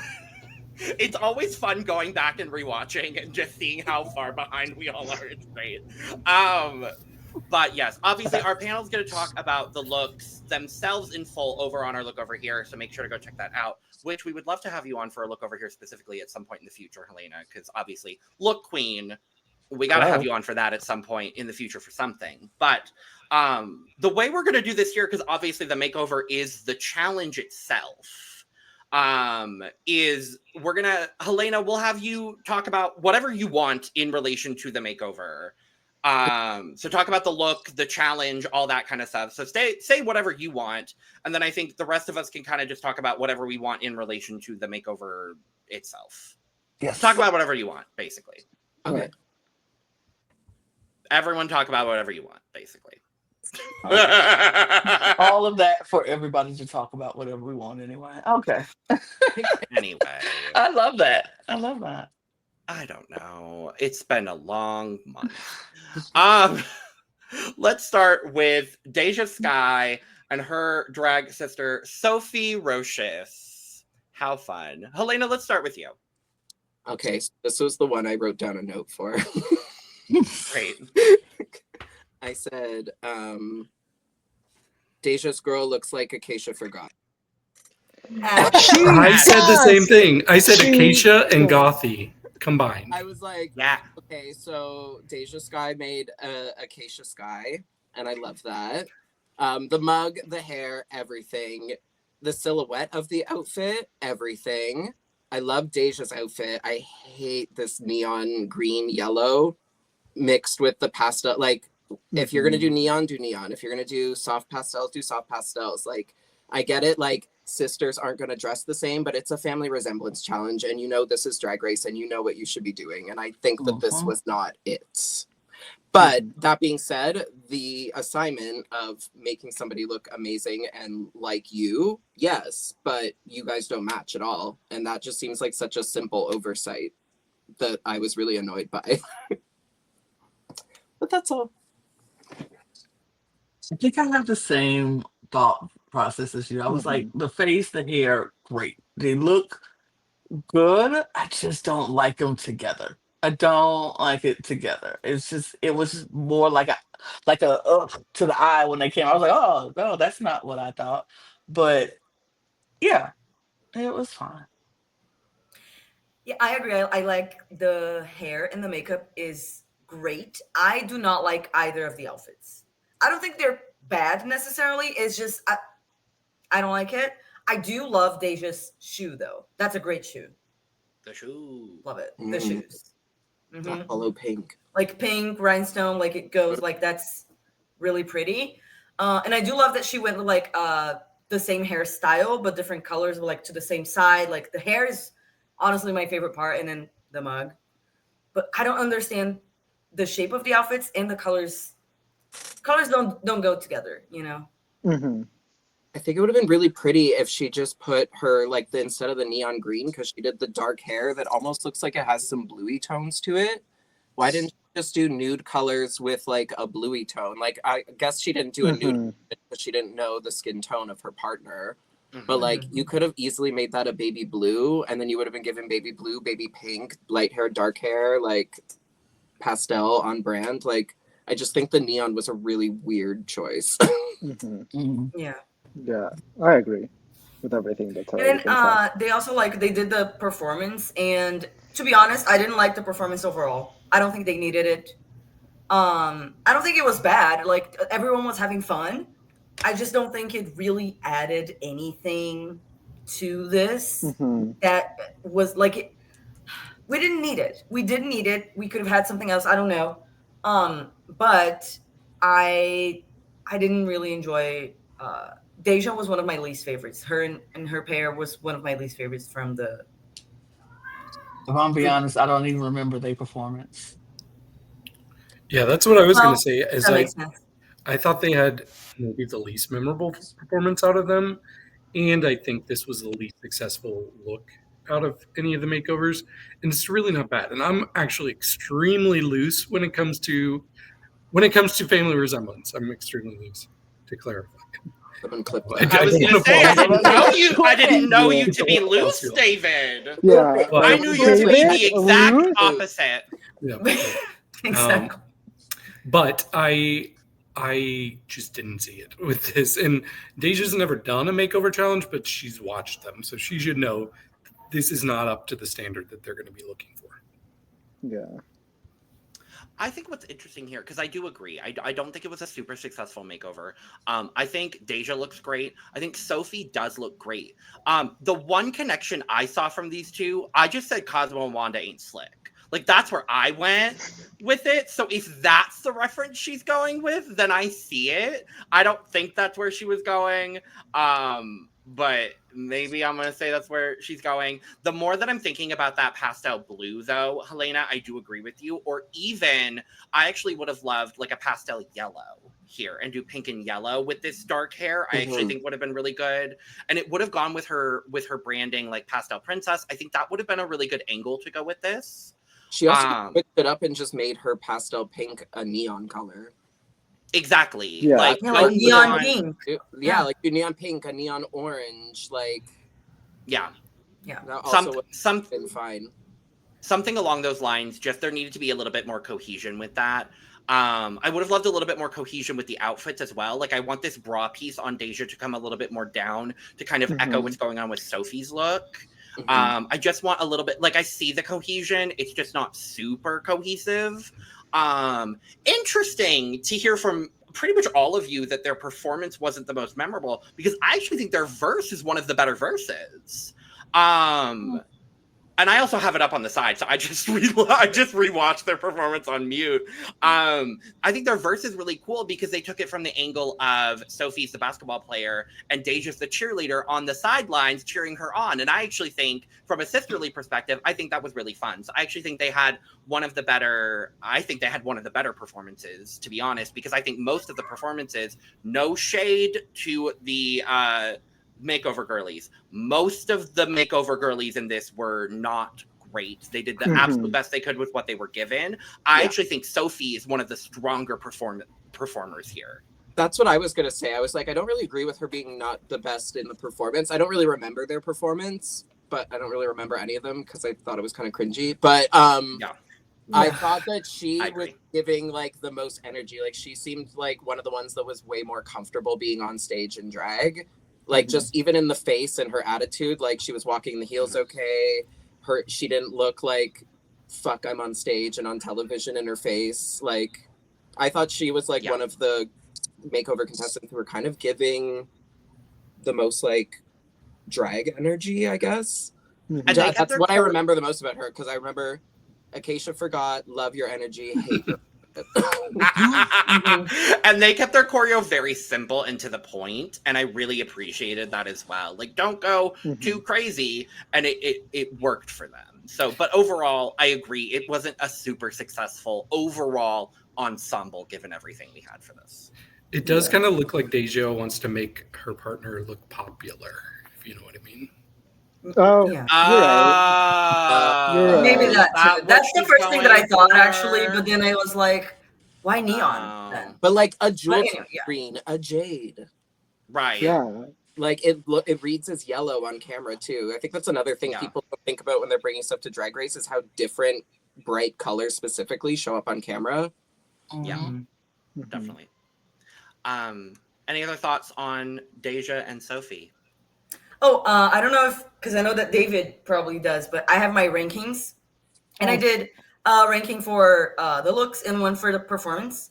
So for me, DeJa had my least favorite look, so she was number 6, and then for the performance, I put her number 5 because there's one person that I think did worse than they did. So you don't have rankings, David? No, I had a busy evening. Well, so. I've had a busy month, so no, I did not do rankings, even though I watched this episode twice. So rankings out the door today. They did all the rankings for us. It's fine. But thank you, River, for being a diligent Cup Pod member. I'll do mine. I always do it. So today you are the MVQ, River. Congratulations. Which means we're giving points to the people who didn't do as well. Yes. I'm still giving my point to me. I'm still giving my point to Helena, so. I love points. Yay. Next up, we have Irene the Alien and Estelle the Alien. One of the best makeovers ever. I don't say that lightly. I think this is so good. And I got nervous seeing it in the workroom. I'm like, okay, it feels like something I've seen before, but just seeing it in its realization here and just the attitude that they both were able to embody, it was so good. This was by far my favorite look. And I thought they were pretty good in the performance. They were not in my top 2 based on the performance. But I did think they had really good energy. The verse was pretty good too. It's just there were like people that were a little bit stronger. Yeah, I mostly agree with you. I think this look is really good. It's definitely one of my favorite ones, especially of the week. However, I have to disagree a little bit with you on the performance. I thought that Estelle looked so scared. She was so scared. My baby was so scared. And like you could see it on her face that she was uncomfortable. She was not ready to be there. And so it really brought it down for me. Like to me, Irene was one of the worst ones in the performance just because Estelle was so nervous and everyone around her had such high energy that it really showed, which is really unfortunate, which is why I have such a tough time really taking into account the performance and the look because the look is one of my favorites, but the performance was one of my least favorites, so I don't know what How to much do weight here. should that have? Not much, I don't think. Yeah, The I performance- definitely think take into consideration the makeover way more than I do what they did for the performance. Yeah, there was some moments in the performance where I think Irene's makeover partner could have cost her the being in the top because like during the opening segment of all of them performing, she was literally the only one, including the other makeover contestants, who just wasn't lip syncing. Mhm. Yeah, yeah. And I noticed that's that true. right away. It was like, and I'm like kind of like not very observant, and it was that obvious. I was like, But oh, Irene did he great. really just said, I'm not lip syncing. But then she did her verse, and that was fine. I like the look a lot. I think it's really cool. I get scared sometimes when like the kooky alternative girls are just like, I'm gonna do something way out of the box. Because it's like either it's gonna be amazing like this or it's gonna fail really badly. And like sometimes it can seem like a little bit of like, well, this is within my drag realm and no one else is doing this, so I'm gonna do it, which is smart, but like I'm glad it worked out for her because it could have turned into the like, this is predictable category. But Mhm. the makeup is just insane. She looks So like good. Starlet in this picture. Somebody who took part in Chapel Roan Summer, it is really hard to get a full white base to stay on your face. Like, it's just immaculate, and the costumes are beautiful, and I liked their performance on stage. I thought it was really fun. When she takes Yeah, the off one of the performance. bombs and it's the other ball. Yeah. Mm-hmm. Yeah, I think in the performance, Irene was good and her partner was not so good. But the outfits I really, really like. I was nervous as well when I saw it before they came on the runway. But it, to me, you know how they always say like Judy Jetts and Hooker? To me, this is Yes. giving Rosie the robot Hooker Ooh. from the, you know what I mean? Very that. Rosie. Rosie, very Rosie. And I like it, especially like the proportion, like the shoulder and the exaggerated angular movements of the outfits. Love it. I think I like this. Irene was my second favorite, I think. Yeah. Okay. I liked the look. I thought the look was fantastic. I was like very happy to see this. Um, when she said she was gonna do this whole space alien clown, I was like, what does that entail? I don't even know what that means. But that's not what I expected. This is not what I expected when she said that. I was like, I don't know what that means, but I don't think this is it. But this is it. I kind of live for it because she did what needed to be done with this makeup. The makeup is phenomenal. One of the best makeup jobs that I've seen alone. It's just so good. And the way that she did it on her partner and herself, like it's like, yes, this girl knows what she's doing. She's been studying this, she's been practicing this, she knows how to paint a face. And she just did it because not all faces are the same. And sometimes when you put makeup on certain faces, it don't look like Yeah. what you envision in your head. And so the fact that she was able to do this, I always love, I don't know what it is about a glittery lip and a black glittery lip at that. That black glittery lip that she giving, and I live. I think they were so good, but I do agree with the performance side of it. It's like, and I do agree. How much weight do you put on the performance or the actual makeover itself? Because all in all, that's part of the challenge. So you still have to take into some consideration. It's just how much weight does it have? For me, I feel like the makeover itself was the main challenge, and then the recording and everything, the performance under that was like a sub challenge to the challenge. So it has a little less weight, but you still have to take it into consideration. Even if it's your personal favorite person and they had the best look ever, you still have to take it into consideration and be like, okay, but girl, you did almost screw Irene out of this Calling me whole out. thing.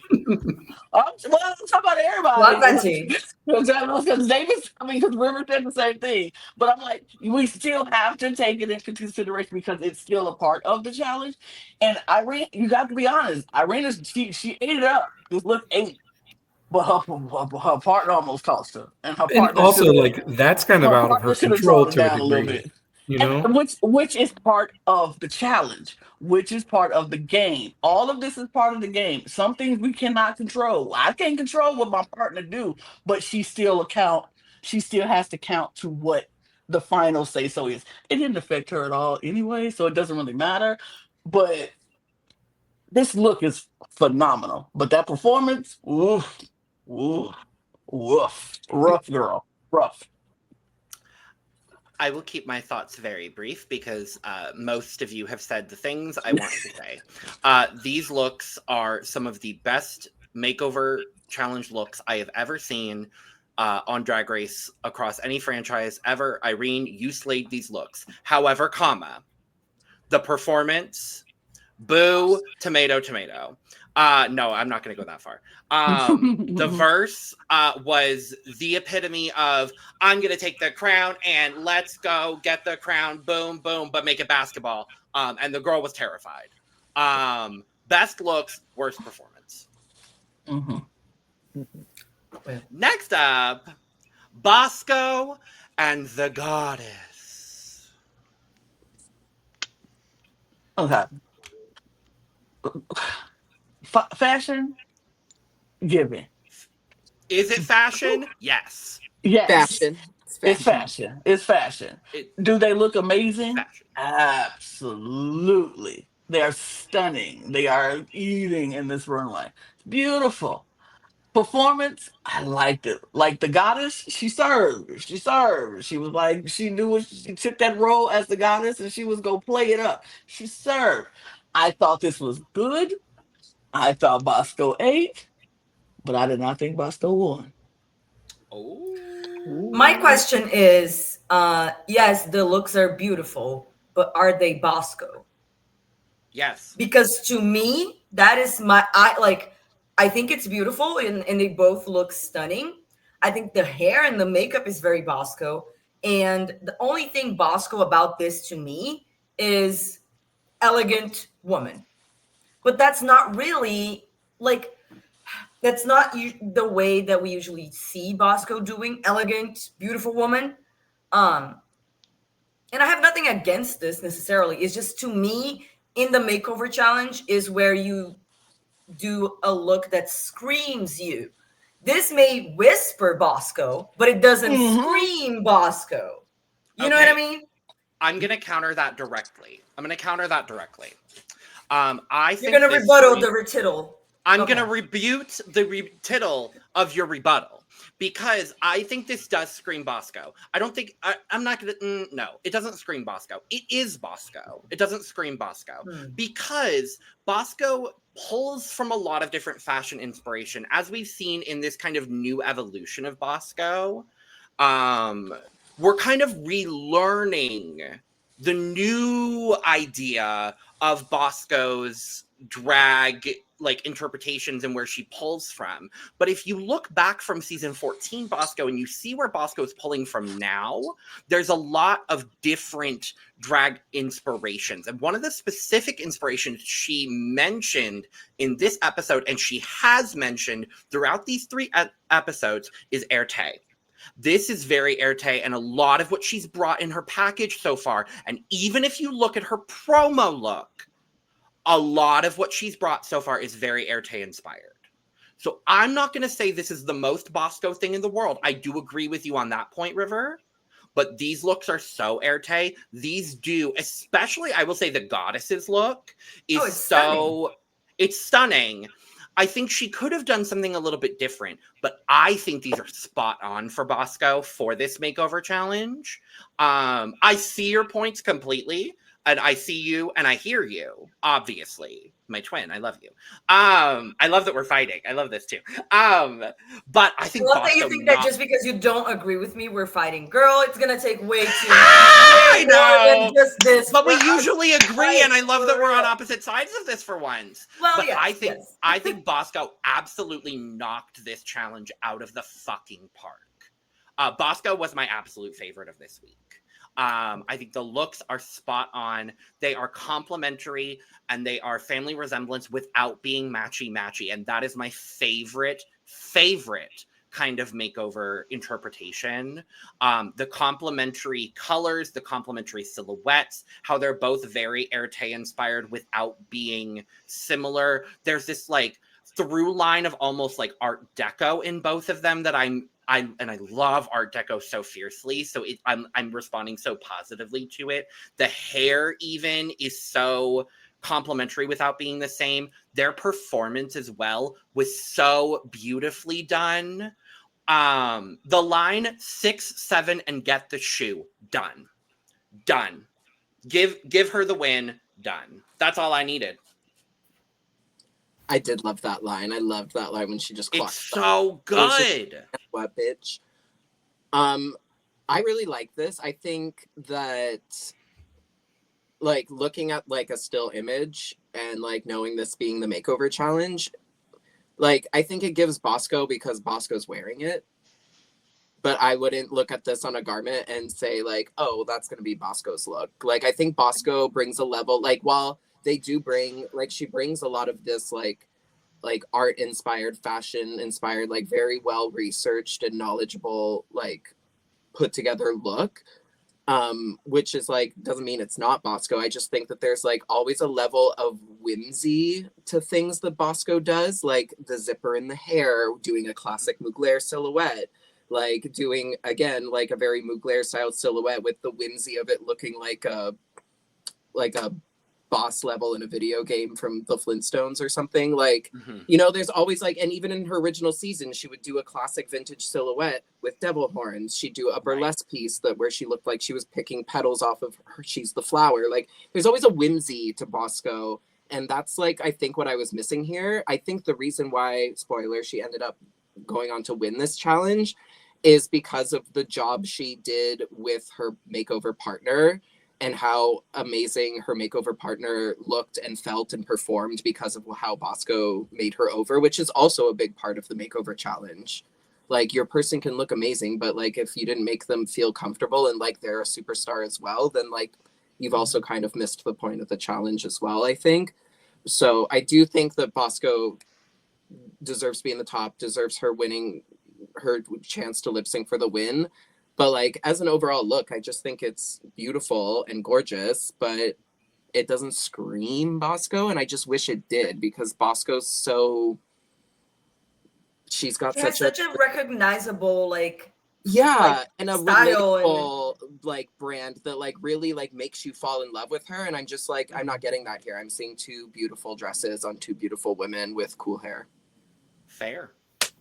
See, this is so interesting to hear because for me, I don't have a recognizable Bosco look. Like other than like the black bra and panty that she wore a lot in her first season, I don't have in my brain like, oh, this is what Bosco is. I'm starting to get it from seeing her.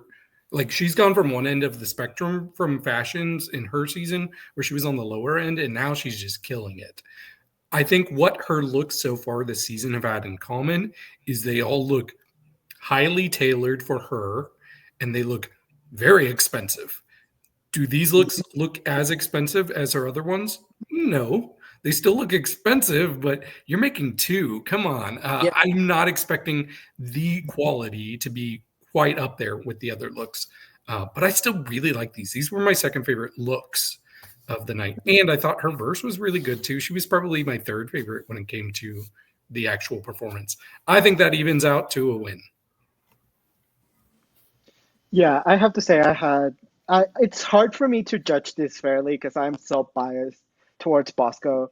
I love her drag and I love everything that she does. So it's really hard for me to really like be unbiased in this type of situations.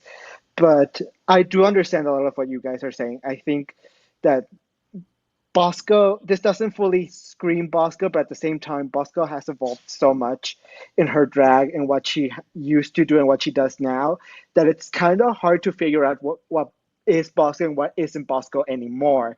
So for me, when I saw this come out, I was like, yeah, this is Bosco. But maybe it's because Bosco is wearing it and I'm just looking at her wearing it. So I'm just like, yeah, of course Bosco would wear this because she is wearing it. Uh, in my opinion, where she really stood out for me is for the performance because I thought that the goddess was so confident and so like she felt at home, and Bosco really made all of that work. She made all of that work and she made the goddess feel like she was in a safe place and like she could perform and perform well, and she was able to work with her to make a performance look really good. And so I really have to give them a lot of props for that because a lot of the other makeover participants here were still struggling a lot with being on stage and performing. And the goddess was so comfortable being on stage that like it really elevated what they were already doing. For me, that really helped Bosco out, and it did make me want to have her in the top two, in my opinion. Okay, real quick. I don't see. I didn't know Bosco before this. This is my first time ever seeing Bosco, so I don't have a Mhm. what Bosco looks like, what screams Bosco. Sure. So I had no knowledge of any of that. So all I'm thinking in this look, from what she's shown us in these other two episodes up until this look, I felt like this was the least of the best of what we've seen from Bosco from Sure. these early two episodes. So I'm like, is it bad? Absolutely not. She's still stunning. She's still gorgeous. Was her performance good? Yes, it was fine. Goddess did what, but see, I feel like we're putting a lot of the success of the goddess on Bosco when we don't know what the goddess has, like we don't know what her prior experience on stage was. Maybe she's always been comfortable on stage. We don't know that. Maybe she's a performer herself and that's just not what she does. I'm not taking that away from Bosco. I'm not saying Bosco didn't have nothing to do with making her feel comfortable and safe and getting on that stage and doing what she does. But I don't know Lauren. I don't know what Lauren's background is. We don't know if she was a theater kid growing up before she started playing basketball. I don't know. But all I'm saying is this particular look, it just looks like two beautiful women put on two beautiful gowns and strutted on this beautiful stage looking beautiful as they can. It didn't look like it was effort. It was so effortless for them. It didn't look like it was effort, you know? And maybe that's a great thing. I don't know. I don't have pretty privilege, so I don't know about that whole, pretty privilege stage that they can just wake up and be beautiful and walk out and be beautiful and everything is always beautiful. It just didn't feel like I didn't get that, oh my God, that I got before from seeing Bosco. Like every time Bosco came out on the stage before, I was like, I'm excited to see this look. I wasn't excited to see this. I was like, this is pretty. And you know what? Maybe that was the message that they were sending because they were giving us pretty privilege. And that's beautiful, but I wasn't excited for it. Which it's just I don't want it to because I didn't want to make it look like I didn't like Bosco. I do like Bosco. I Yeah. love Bosco. I picked Bosco fan. I just wasn't excited about this look. But I I still think think that's she's a completely gorgeous. fair. I think that's a completely fair assessment, Lana. Honestly, I do.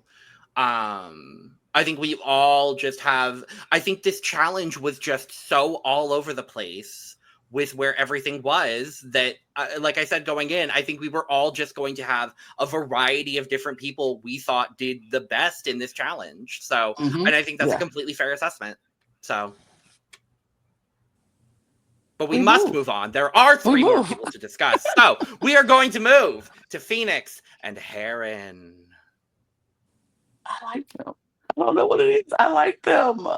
I don't know the fiasco of Phoenix and the whole Oh, prison honey thing. Lana. I didn't get to Oh, watch all that. I don't know. I saw the flips that they came with the same hair, and I'm like, oh, prison honey. that's wild that even happened. But okay. But I like them. I like that I think they hit. I agree with T.S. Madison. She hit the family resemblance on the head. Like she gave us, you wanted family resemblance? They gave us family resemblance. They look like the hairs together. They even didn't do matchy with the same type of outfit, just the same, material, but just not the same out. I liked it. I thought they were really good. Were they super exciting? No. No, they weren't that exciting. It wasn't like, oh my God, they just killed it. But I like them. I just want Phoenix to do well. I really wanted Phoenix to do good. And I was rooting for Phoenix to do good in this. I was like, I'm rooting for you, girl. And y'all look great. They look phenomenal. But it wasn't exciting, unfortunately. But they still look good. Phoenix, you still look good, girl. I've talked about looks like this that have kind of like a joke or a gag behind them.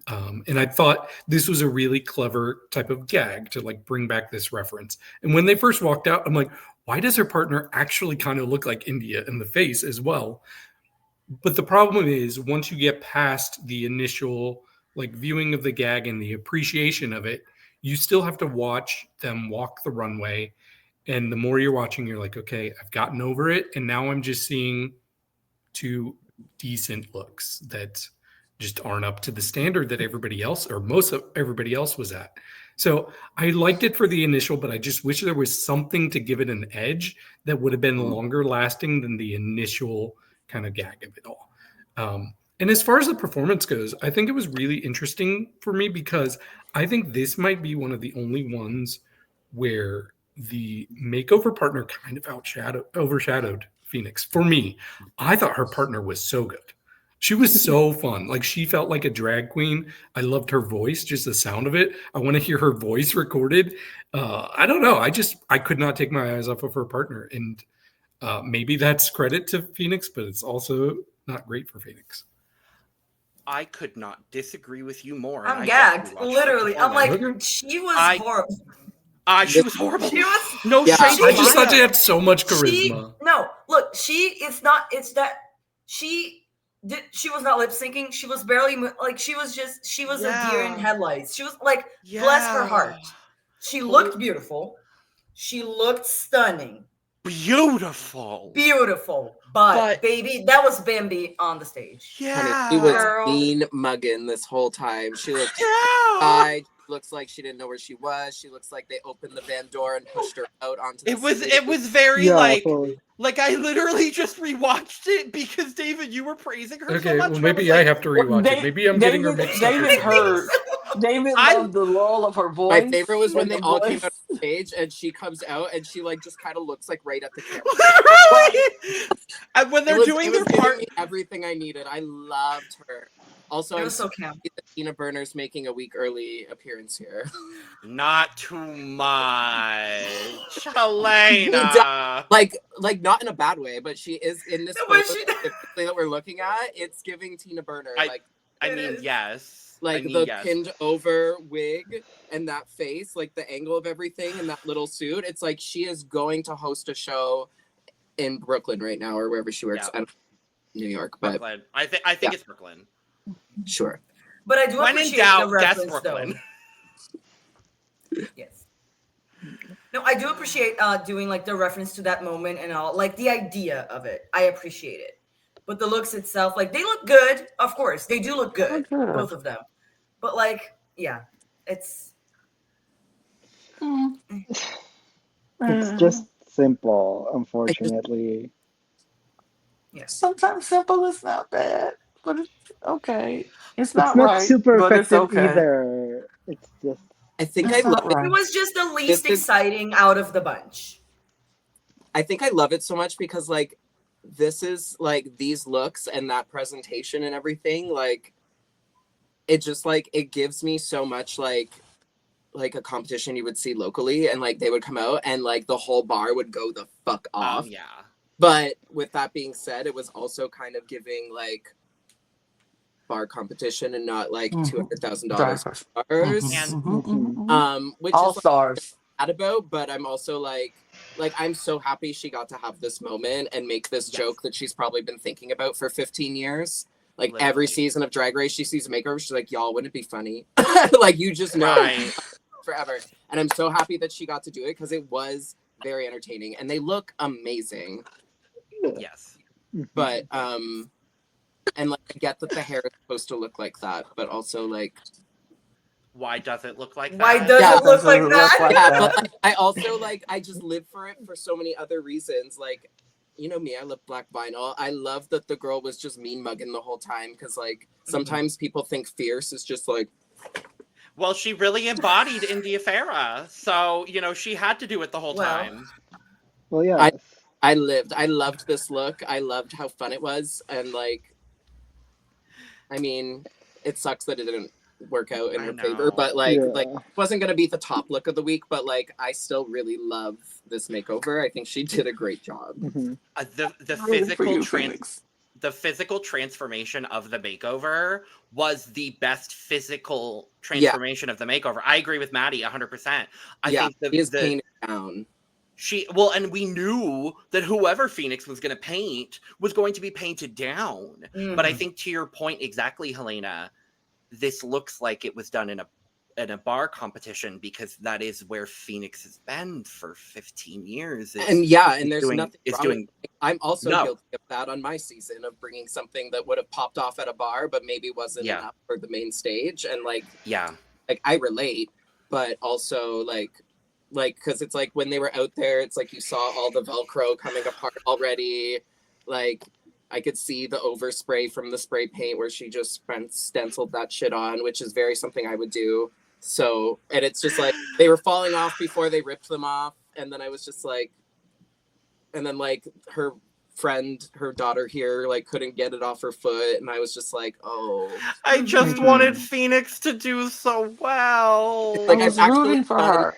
I think we were all rooting for her to like the same. I wanted Phoenix to do so well, just so she can be like, okay, Phoenix gets to the top. We, you know, for the story of it all, she had. But one point she could be like, right. I really wanted her to win. She's like, y'all wasn't checking for me, so I'm not checking for y'all. Like, I really wanted that for her, but yeah, I'm here for the messiness of it all. Everyone's doing amazing. I just want to see them be messy. Right. I watch it back. It wasn't that great. Thank you, David. But I still like how she sounded. Okay, great.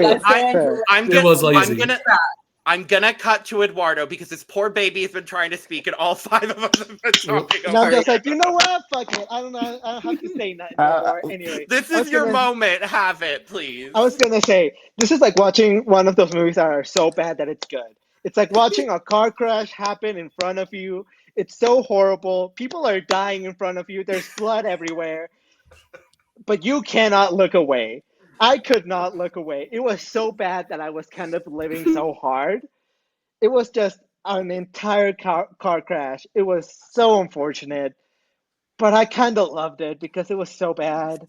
I was having so much fun. Watching this car crash. Phoenix, you know, I love the confidence. Everybody's so creative. God, I love the confidence. Not everybody's so creative. They were having fun up there. Not They definitely had fun. And you know, two things can be right. They could have done a really bad job, and at the same time, Phoenix could have done so bad. But the partner could have done even worse, that it did overshadow Phoenix, because she was so bad that I was not looking at Phoenix. I was looking at her partner, because she was doing so bad that like Phoenix disappeared, unfortunately. Like, it's just unfortunate. Really, I love Phoenix so much, and I really wanted her to do well, but it was just not good, unfortunately. Hey, we can all thank producers for putting the makeover in this section, so we can all avoid Tina Burner having to do another makeover on someone else. I don't even know if we're still safe. Or Nicole Paige Brooks from Atlanta, Georgia, making over someone. Could you? That would be. I would love to see it. I would love to see it. Anyway. Now I need it. No. Yeah. Next up, Olivia Lux and Octavia Lux. Can I start? Because I'm going to be the hater, and I need everyone else to follow me, because everyone else is going to be... Let me go second, then. I've never liked baby doll dresses. I've never liked these type of dresses. They have never been for me. I have never enjoyed them. I will never like them. And although this is the vibe that we're going for, and it does look good, it just is not for me. This is just not for me. I appreciate the vintage like vibe that we're going for. We're going 80s, 90s. I don't know what decade we're going for, but it looks good. Because it's not a The decade. dress is This is literally music. We're going for music. Yeah, but like the the dress vibe of is the 60s and the hair is 70s. Okay, there you go. I That's think. what I was kind of going Right? for. Like Mhm.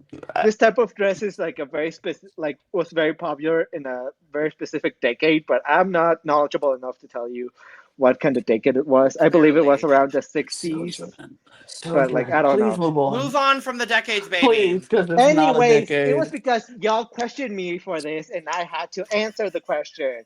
If you're gonna question me, I'm gonna answer. Y'all can't fight me on Who this, questioned? Oh, okay? good. The demon twink came out. I was like, who questioned anything? You did! You No, did! I did Anyways, not. I was whatever. helping you Moving move on. on quickly. Anyways, moving on. I thought this was safe. Middle of the road. It was fine. But I was like nowhere near winning. It was not at the level that I wanted it to be, unfortunately. That's it. Hey, if the critique is baby doll dress, I understand. I get that. I'll take that. Okay, David. You're not living for the dresses. Is that No. it? Like that's okay. Yeah. Okay, that's fair.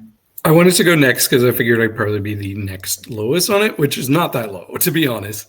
But for me, I saw everybody on Twitter saying, oh, Olivia could have been in the top or Olivia could have won. So my expectations were pretty high.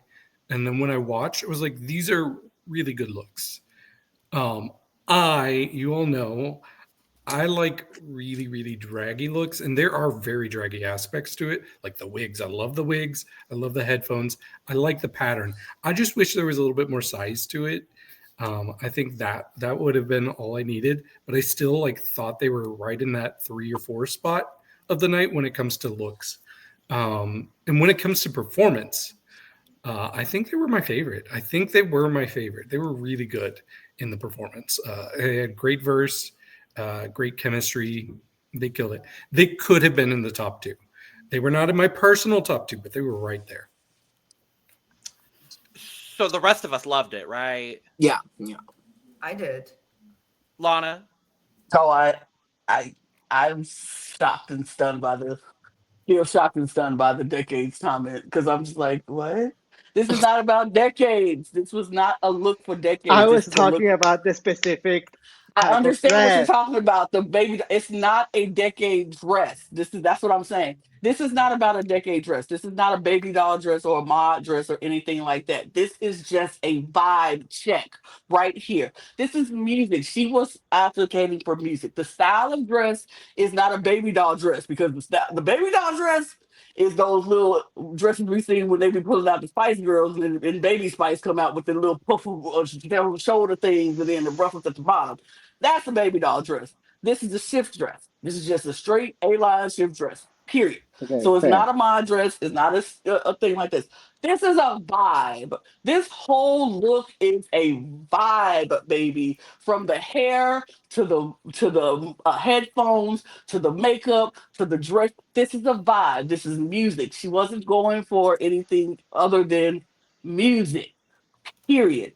This hair is phenomenal. This outfit is phenomenal. The look is phenomenal. The way they performed it on stage was phenomenal. They verse was, she should have won. I love Bosco, but she should have been in the top 2. I'm like, this is the time Olivia fully beat Bosco. That was my personal opinion. I get it because this was a vibe. The second it came out, I was like, yes. This is a vibe. I was living for this look. I thought it was so good, so well put together. And the way they just came out and was vibing to the look, it was everything. This was a vibe. Oh, this was everything. Everything. This, I've said it. I've been saying it since the start of the season. I have 180'd on Olivia Lux. I am here, and I am an Olivia Lux fan. I have made it. I'm happy to be here. I loved every single bit of this damn thing. And she deserved to have the redemption of being in the top 2 for this challenge. And I stand by that. This was incredible. The performance of these looks, in my opinion, and Lana's, and Helena's, and Rivers, it sounds like.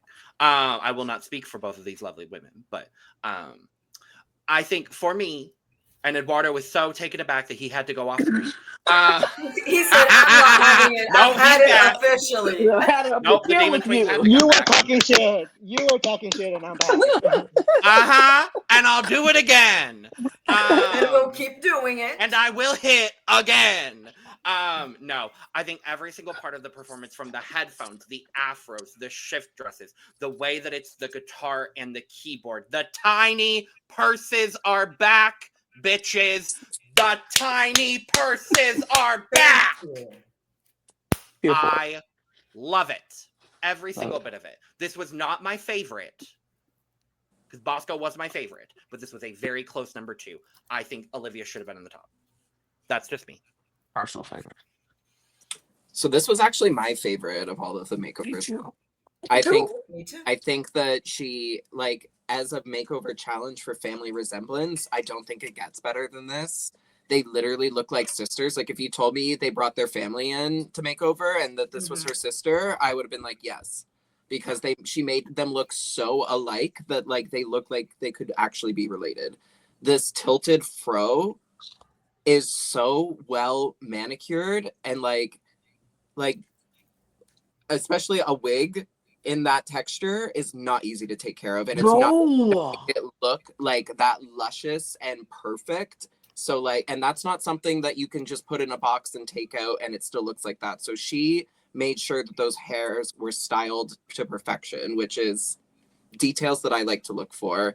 I also noticed in the workroom we see with them getting ready, she brought this dress as more of a baby doll dress, but she took it in to fit her body. And those are sequin dresses. That's not easy to just sew and take it in. So I also appreciated that. And the connecting of the headphones. Such a weird little detail that made their performance on the runway so whimsical and fun to watch without them having to put a lot of extra effort into it. And also, I think that her makeover partner was the standout performer personality for me. Like, she was just bubbly. She was having the best time. She was so comfortable. You could tell she loved the way she looked. And that's also, for me, I think part of the challenge. And as much as I love Bosco, and I like Olivia too, but she's like not on like a list of people I would be really excited about just because whatever. But like, I was like, really like, I think she should have been in the top with Irene over Bosco. And I love Bosco. Like, I'm a Bosco stan, especially after these first few episodes with her on All Stars. But I do think that Olivia could have taken that spot. Did I want to see Olivia in the semifinals? Like, no. I don't think she brought like as much like ferocity and like excitement to the competition that like somebody like Bosco or Aja or Irene would. But I think that in this challenge, she deserved her flowers and she didn't get them because this is literally amazing. I'm You're the best makeup on the same page.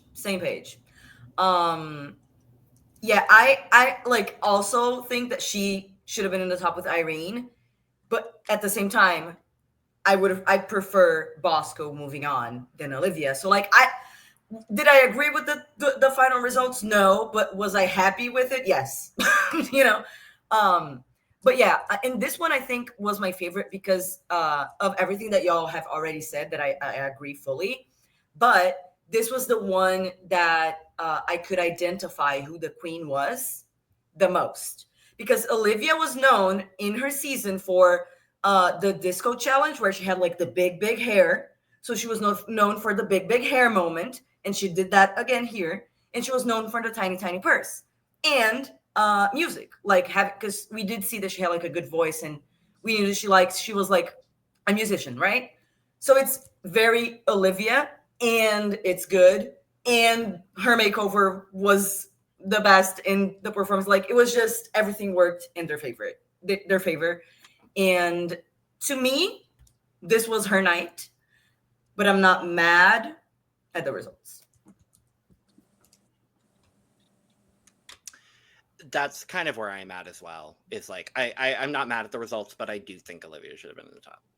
But I do know, as somebody who was often robbed of a top spot when they should have, that the entire internet agreeing that you should have been in the top is really helpful. So let's keep that up. Great. Love Absolutely. it. Justice for Bosco. Olivia Lux. He's going on Justice. Yeah. Love it. And last up, Aja and Tiva. Okay, let me go first so we can get Yeah, this that out sounds the way. like it. I was gonna say Yeah. that's an interesting reaction here, Lana. No. Did I think their performance? I think Aja killed the performance. Let me get that out the way. She ate that up. She killed that. The performance was great. Totally. These looks, baby, I agree with Michelle Visage, and I don't usually do that often. These looks like Party City off the rack Party City. Like, baby, you can give me, if you're going to give me a fairy, you give me a good dragged up fairy. You gave me just straight Halloween City party fairy kind of, and then the girls' ring is hanging all off and they ain't working right. Aja, you can do better than that. This was just not it for me. I was so like, I didn't like this. Look, I think this is my least favorite look. I think I like DeJa's look a little bit better than this, and I ain't like DeJa's look that much. But this just no, absolutely not. But performance, she ate. But that's what we expect from Aja. Aja's going to eat a performance. She go eat it up, and I love that. This look didn't do it for me. That's it. What Yeah, kind me of too. posh party city are you going to? God Baby, damn. that's probably Right. shit. No, this ain't posh at all. This is off the This rack goes- in a giving, like- bag. This is giving like post-Halloween Dolls Kill clearance sale more than Yes. It's giving Sure. Sherry Hill prom dress. Yes. It's giving Are there- Sherry Hill 2013 prom Are dress. the Mexico party cities like so cheap that like because We don't If have you them like anymore. this look, bro, we don't have any more. They went bankrupt for a reason. But I was saying, if you think this look was better than Olivia's look, and you talking about a baby doll, man. People can have Baby their dolls? opinions. Not the baby doll. baby doll dress. Okay, but I'm not. Everybody is like you said, everybody is privy to their own opinion. Hmm. But I don't think you're wrong. Like, I'm not as passionate about it as you, but I kind of agree. Like, I don't think it's bad. I don't think they're bad looks, and I don't think they look bad. I think they look stunning. The outfits are not my favorite. The concept also, why? But to me, the thing that really bothers me is the boots with this look. I like them separately. Separately, they're fine. But why the boots with this? It doesn't. Anyway, this was my second least favorite. No, actually third, because Phoenix. So yeah, this would be technically in my bottom three, but I don't think it was. It would be like in a bottom two if we had that this season. Yeah, I'll agree with you on the boots. I think that's definitely the part that detracts from these looks for me. Other than that, I think these are pretty good, actually. I think these are some of the stronger looks Aja's had, period. And what's interesting is I remember in season 9, she talked about her Banshee vibe all the time, and I almost get like a Banshee fairy duo from this. And I think it works for her really well. And even like critiquing it by calling it costumey, I really love the clapback. And she's like, well, I think drag is a costume. So I thought that was cool. Like, but I know that costumey is very loaded. And like I've called things costumey on the show, but when I'm saying costumey, I'm thinking like a cheap costume. And it sounds like Lana thinks it looks like a cheap costume. I don't think so. I thought it looked good, and it was another one that was in that third, fourth slot for me. I think I would give the edge slightly to Olivia as far as a look goes. They were the other one in my top two on the performance. Like it was Olivia and Aja. They killed it in the performance. Mhm. Should I be? I just wanted to You clear should. up. Yeah, you know what? You go. I'll clear up later. Well, I think it's okay. One, I'm gonna be I'm going to be a toxic, unapologetic Aja defender because I Don't love worry, because I I love- will too. For me, this is Cosmo and Wanda. You aren't fooling anyone. That's what I got right away. This gives me like ballroom, like runway category, and the theme is like fairy princess. Like that's what this is giving me, and that's so Aja. Like this is giving me so much of like who Aja is as a performer and a personality now. And I thought that was like really cool. I do agree. It's like the outfits are a little simple. I wouldn't call them costumey though. I think the only thing, I think Michelle just doesn't like the wings, but like to call this costumey and not say shit about Irene's when they came out dressed as jester clowns, that's a costume. A fierce costume, but it's a costume. So that's a weird critique to me. I don't like how she bent one of the wings down when they came out. It seemed like I broke one set of wings, so I'm going to bend my other one. But then when they were back for critiques, both sets of wings were up. So I was like, so that was a choice, which made me not like it as much. When I thought she broke one and broke hers to match, I was like, period, roll with what's going to happen. I love that. I do agree about the boots. I don't hate the boots with it, but I think the skirts need to be about 2 or 3 inches shorter if they're going to wear those boots with it, because there's not enough leg showing to not make it look boxy. And then having the flowing fabric. So there are tweaks to this look, but as an overall concept, I have no problems with it. I think they both look great. I think she killed the family resemblance challenge. Like, again, I felt from her girl that like they actually know each other and would hang out. Like, and that's like a nice vibe to see, especially for the makeover contestants. It's nice to see them feel that comfortable, because then you know that they're never going to forget this experience too, which is part of it. Yeah. Anyways, love Aja, stan her. She does no wrong. Eduardo, do you want to clarify your thing before I go? Yeah, I was just gonna say, like, for me, the very specific thing is the word costume, because I agree with David. When I think costume, I think cheap. And this is not giving me cheap. Does this look like the most expensive outfit? No, but it isn't giving me like Party City costume. And maybe it's because, as I said, maybe my Party City is over here in Mexico, which there's just one. Maybe it's like the cheapest Party City things that they could get over here, right? Yeah. Maybe it's just like the most basic shit, and like it's awful. So maybe that's why, for me, it isn't giving Party City or like costume or like cheap. Because for me, there's definitely some detailing work here, and there's some fabrics that I would not see in a normal like Party City costume. As I said, is it the most expensive outfit? Is it the most beautiful outfit? No, but I still enjoy what it's giving, because Aja is known for giving whimsy, giving anime, giving cartoon, and it's giving that plus that Banji side of her with how she performed it, how she walked down the runway. So all of that mixing together really worked for me.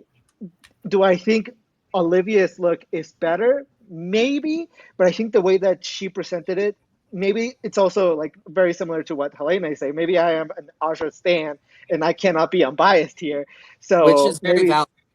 yeah, which is, I think, is fair enough. And also, if I like am able to see it and able to say it, I think it's valid. But like maybe it's just the fact that I love Aja so much that I don't have as much of an issue with this look as it seems that maybe other people have. Lana. Yeah. Yeah. Here's what I'll say. I think I actually fall very neutral as an unabashed Aja stan. She is still my winner pick for this season. Here's where I land. I think it does feel a little bit towards the costumey side. But I also know, following Aja and following Aja very closely, I know she did not have a very, very big budget going into this season. So I understand, with that knowledge, I understand why these looks don't look as expensive as everything else. And I don't want that to take away from your critique either, Lana, because I do see where you're coming from. And I think your critiques are very valid. I think everyone's critiques are very valid on both the positive and negative side. I think the ensemble that they created is great. I just don't think it's elevated to the point of some of the other ensembles we saw on this occasion. I think the ensemble is really great for this makeover, though. And to your point, Helena, I think their chemistry on stage in both the runway performance and the song performance was some of the best chemistry we saw. And it was clear that Tiva had a great time in the entire experience. So overall, like, I wouldn't have had Aja in my top 2 by any means of the imagination. But did she do bad? No. By no means did she do bad. There were other people that just did better. And that's kind of where I land with Aja. I think you just, that just lighten it up, because I don't think a budget has to do, I don't equate people who have a big budget mean they always have a great costume, and people who don't have a bigger budget. What it was is elevated. It wasn't elevated enough for me. That's the right word, and not cheap, because that's not what I was saying. I don't think these look cheap. I just think it looked costumey. But I just think I wanted a little bit more elevated than what this is.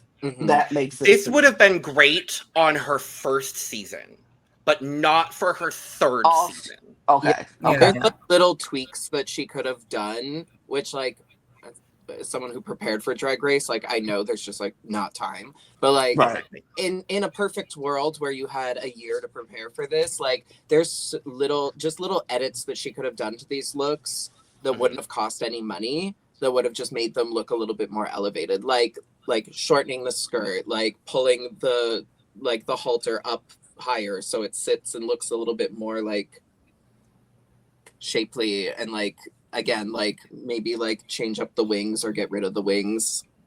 But there was, like, little, like, things she could have done. But again, it's like, it's the time you have and the budget you have. But I agree with everything that everyone else said too, though. Could you imagine only having to prepare for 3 episodes? Yeah, I would have done so much better. I was gonna ask earlier, Helena, what would you have wanted to do for a makeover challenge? What would I have wanted to do for Makeover Challenge? I mean, I guess if I could have done, like, anything, I think I probably would have leaned towards, like, either, like, high school mall girls or cheerleaders. Some sort of, like, teenage high school-esque where we can be, like, goth and miserable at the same time. I love that. Yeah. You can do it on me, because you promised to do a makeover on me. So. I will. You can do that. I will. Oh my god, incredible. I love that. You know what I could see you doing? I don't know if you watched that show, like, it was Hi Puffy. Hi Yumi, Puffy. That one, with the girl, like, with the pink and the purple girl. I see something very, very much like that for you. Yeah. I mean, I've had it's on the list of things I might do in the future, but I've had this dream of, like, doing iconic, like, cartoon or fictional duos and best friends, but, like, with drag queens. Like, Irene and I did it for the first time at, I think it was 2023 DragCon LA. We just went and we dressed as, like, Daria and Jane, but, like, punk slutty versions. Wow. I love. And, like, that was, like, my first, like, dip into that, but I have so many ideas. But, like, yeah, something, like, if I would have been allowed to, like, I would have done a Daria and Jane look as the family resemblance runway. Or, like, I don't know, probably some cartoon show. Something funny. If I was allowed to. We weren't allowed to do stuff like that, so. Well, let's talk about our results, because Untucked, we already literally talked about the relevant Untucked things throughout this episode. So, and we've also been here for almost 2.5 hours. Our top 2, because everyone was named in the judges' critiques, our top 2 are Bosco and Irene again. Yay! Come on, Seattle. More Seattle. I mean, I personally wouldn't have had that, but that's just me. Do we want to? That's not just you. It's not just you. Quick go around, starting with Helena to then Eduardo. Who would have been your top 2 this week? I would have swapped Bosco with Olivia for the challenge this week. I personally agreed with this top 2. All right. I would also have Olivia and Irene. I personally also agree with this top two. We got Olivia and Irene. And I'm unique and different for this podcast today. I had Bosco and Olivia. Work. Have fun. I love being unique and different for the podcast. So we all agree about the top three. That's what we said. Yeah. Yeah. Right. Indeed we did. Yeah. Indeed we did. And they have the two whitest women in this bracket lip syncing to Jennifer Hudson Pocketbook. With Ludacris. I love this song, but like, really? This was so Really? camp. I'm so sorry. It took 27 seasons of US Drag Race to finally have a Jennifer Hudson song. And we have 3 Melanation Station queens, and we can't get one of them in the top. Really? But with that being said, however, this was a great lip sync. I really enjoyed this lip sync. For It was what okay. it was. fine. It was alright. It was I alright. loved this. Okay, well then I'm in the minority. I love this lip sync. I mean, it was good. I think it was a like a solid good. It wasn't great. It wasn't amazing, but it wasn't bad either. It was just solid. You know, maybe it's because we already saw both of these queens lip sync, and they didn't really do anything different than what they did in their former performance. So it kind of felt like the same, just a different song. So it wasn't exciting, is the thing. It wasn't bad. It just wasn't exciting. Yeah. That is exactly what I said. I was like, we just did the same lip sync, just Bosco don't have the fabric to flow around. This is lip because Irene has done the same thing all 3 lip syncs. All 3 we've seen her do the same thing. It's always good, but it's the same thing. And then Bosco did good, but it's the same thing without the flowy fabric. It was all right. It wasn't earth shattering. Wasn't like, oh my god, this is so great. It was fine. It was fine. It was fine. Yeah, it was kind of giving their last lip sync against each other just a different font. Yeah. Yeah. I don't like.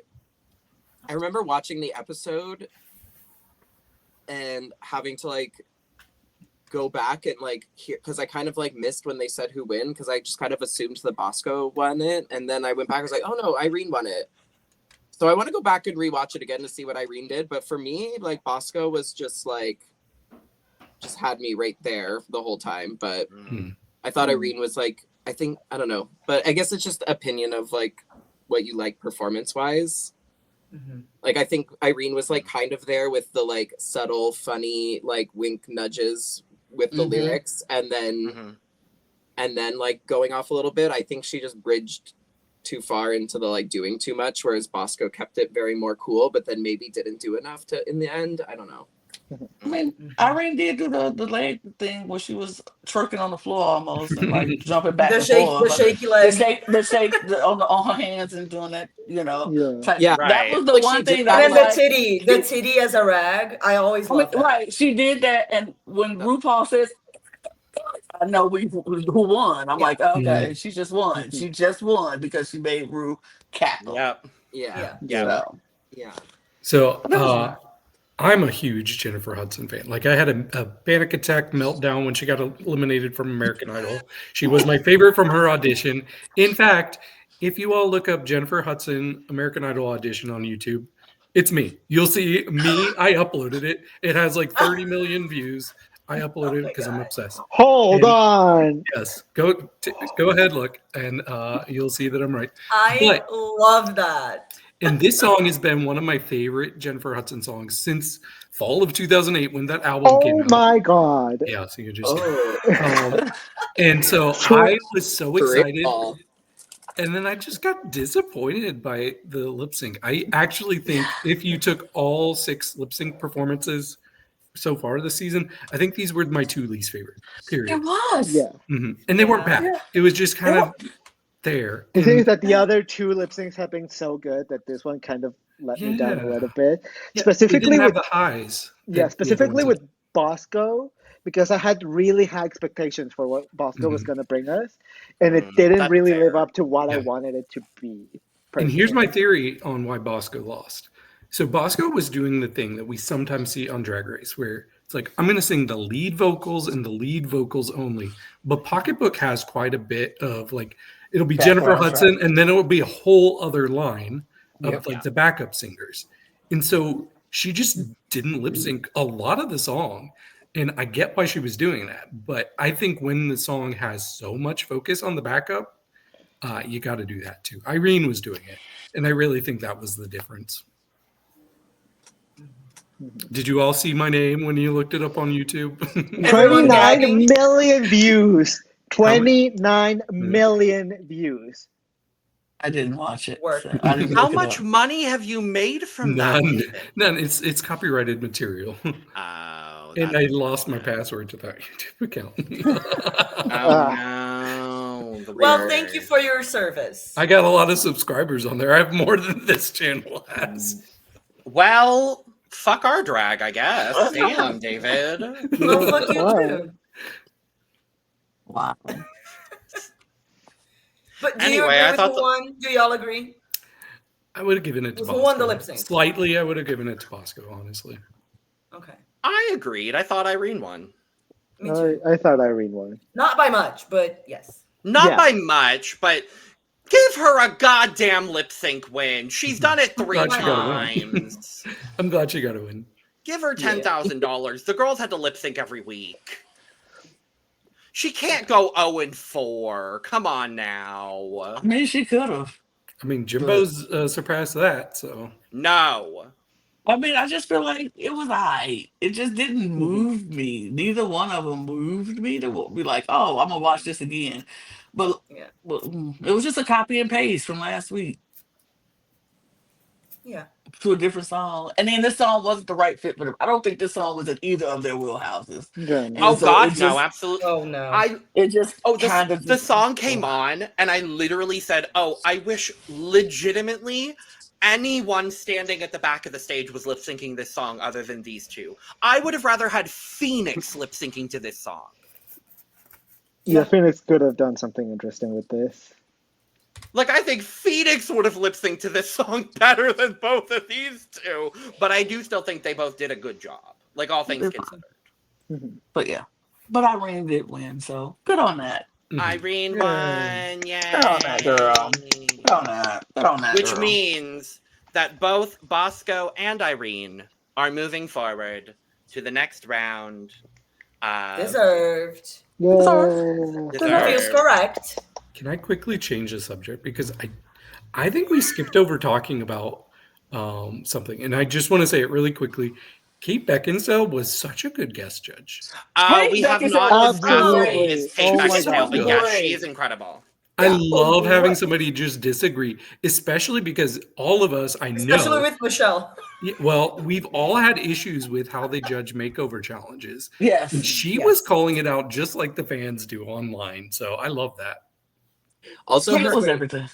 her outfit. She showed up and she Yes. drag. I don't know if you realize, but we're doing drag, and I have a bow 3 sizes the times in my head. Oh, I love it. She In I a love it.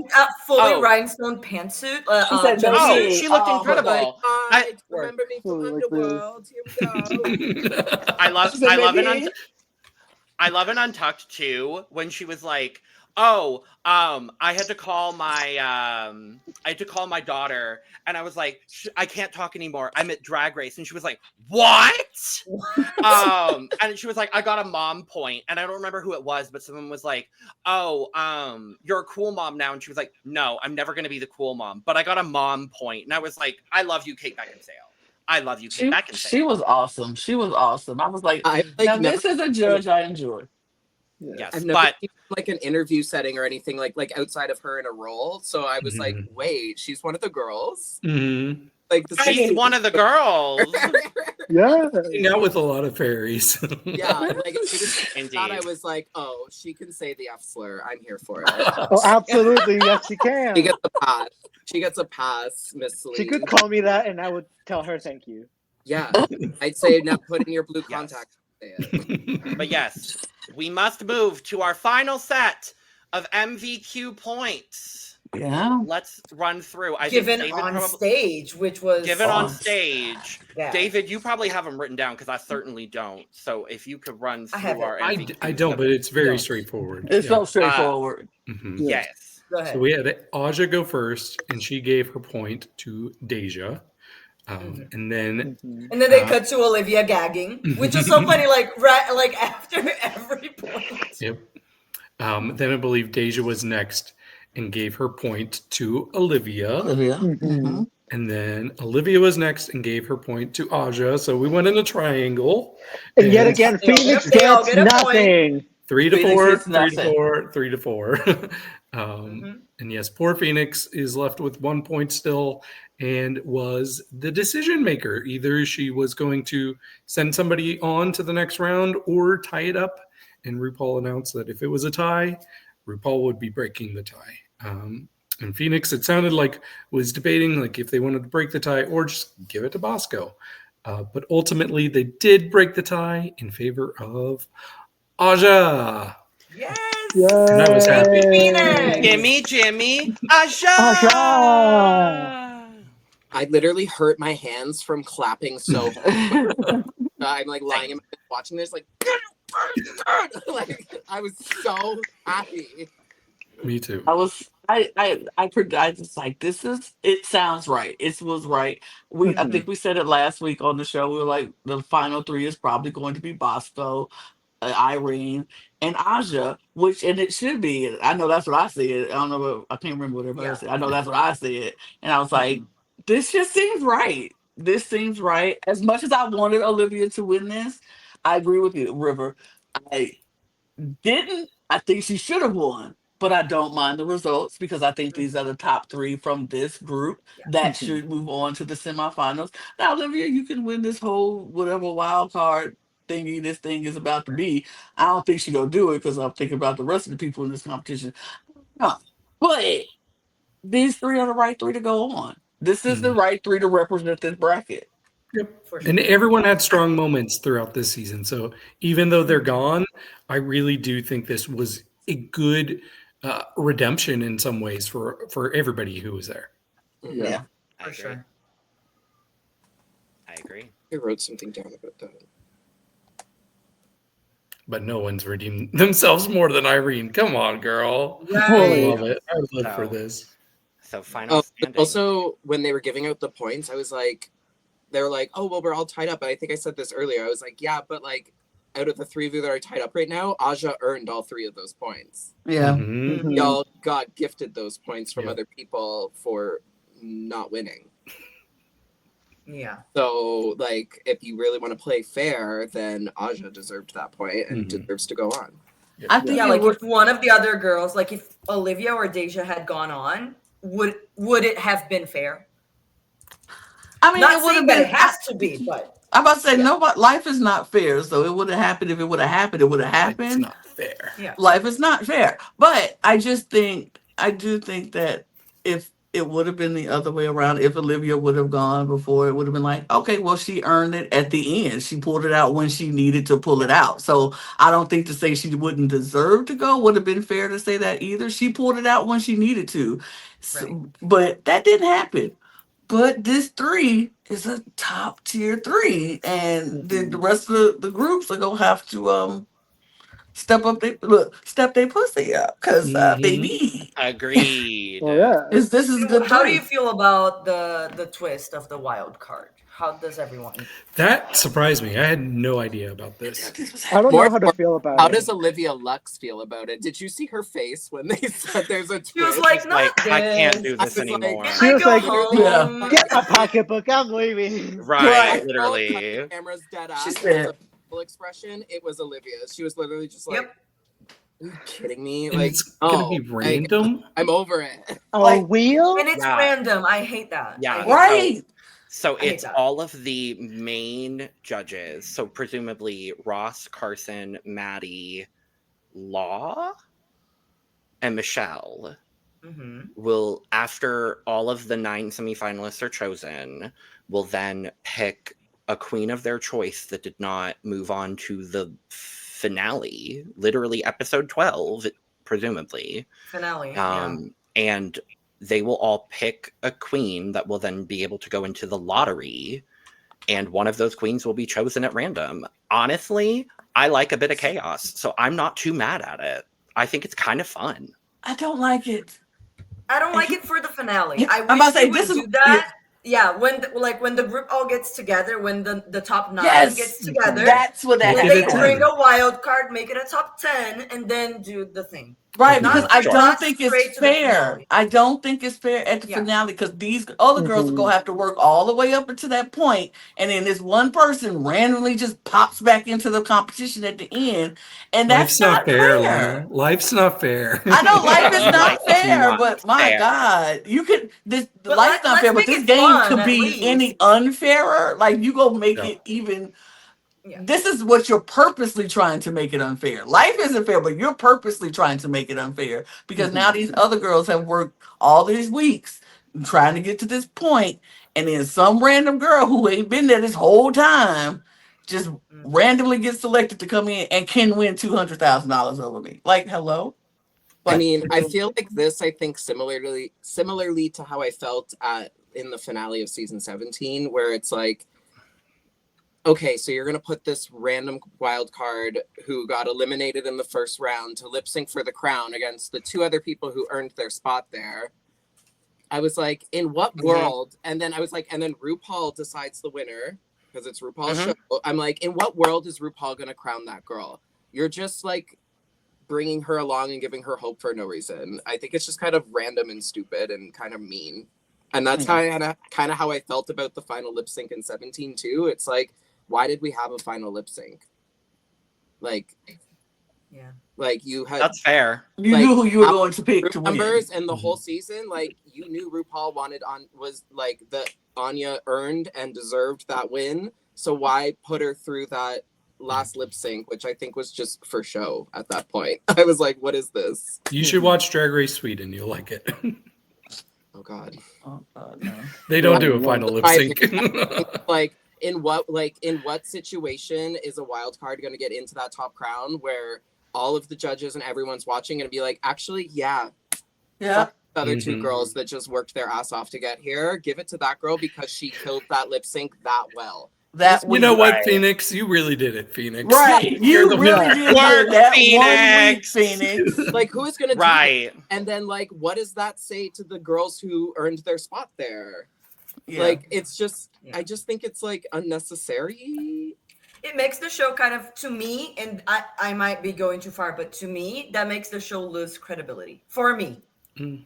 Because then in the sense of it being a drag talent competition, it makes, and I've talked about this before, to me, this is the show being pushed more and more towards reality TV and less of drag talent show.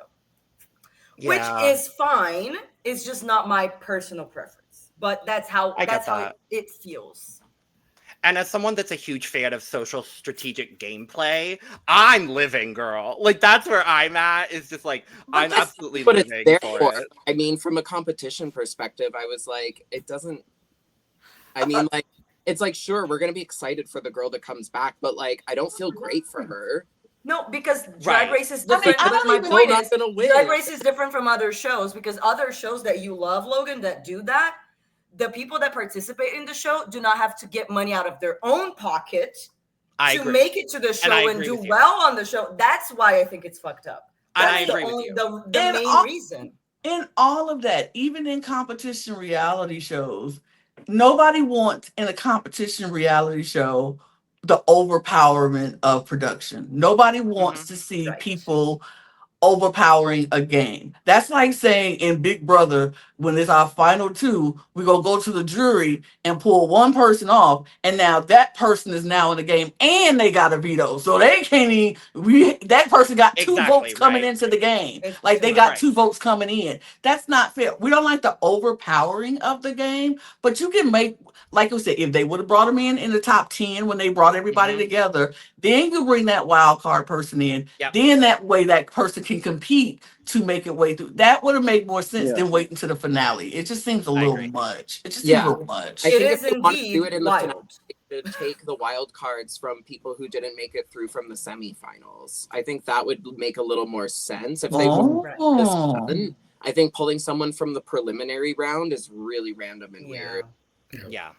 Unless there's no eliminations once they all come back together. Like, is it going to be a top 9 or top 10 finale?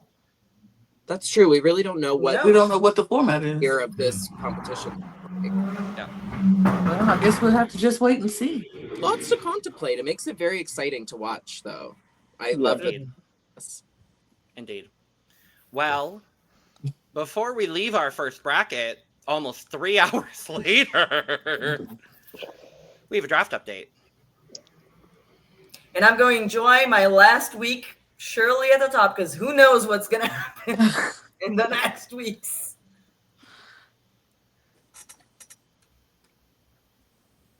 Sorry, I am on the top. I'm like, did I speak too soon? I'm like, did I lose my spot? Did I speak too soon? Don't worry. Don't worry, you're good. I'm gonna say, you're fine, River. You're fine. Yeah. You had the top someone two else also this has week. Irene on their team. That's Right, but you had the top 2 the past 2 weeks. And there wasn't even a top 3 this week, so nobody got a bump from having that. I do think it would have been Olivia if they picked somebody. But, so the draft right now, we have in 6th place, Robbie with 15 points. And then in 5th place is Eve with 17 points. Then there's a tie for 3rd place. It is between Eduardo and Lana. With 19 points. Then in 2nd place is myself with 21 points.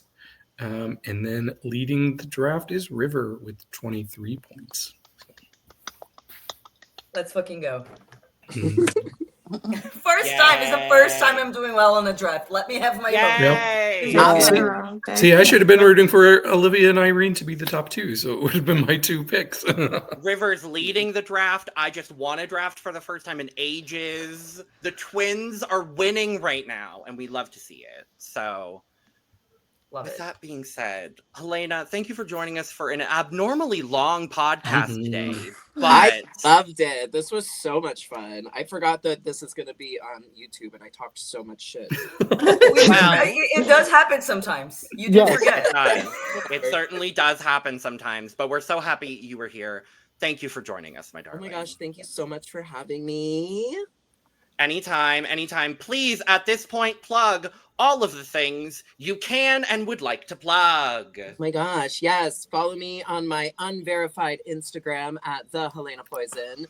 You can keep up with me on my YouTube channel at youtube.com/Helena Poison. I've got tons of videos up there already, drag race stuff, makeup stuff, emo stuff. I've got a very fun collaborative series coming in the next little while with maybe my Canada's Drag Race Season 5 sisters. Ooh. And it may pertain to my bitterness about not getting to do a makeover challenge. So, exciting. And yeah, just stalk me on the internet. I'll be all over the place. How fun, how fabulous. Well, if you enjoyed us for 2 hours and 47 minutes, Jesus help us all. Thank you for joining us for this lovely, lovely end of bracket number 1. We will be back next week to start bracket 2. We didn't even get to talk about the craziness of that trailer, but oh boy, I can't wait to see how bracket 2 turns out. So excited. I just have to say, love Pink. And I'm sure we will love Pink. Love Pink. Thank you for joining us. Subscribe, like, and share on the way out. Make sure to check out the description below where you can find all of our audio podcast links, as well as our other YouTube channels, our Patreon, our social media, and where you can get your merch, including but not limited to cup, mug. And with all that being said, we are going to go ahead and get out of here. So cheers, y'all. Cheers. Cheers.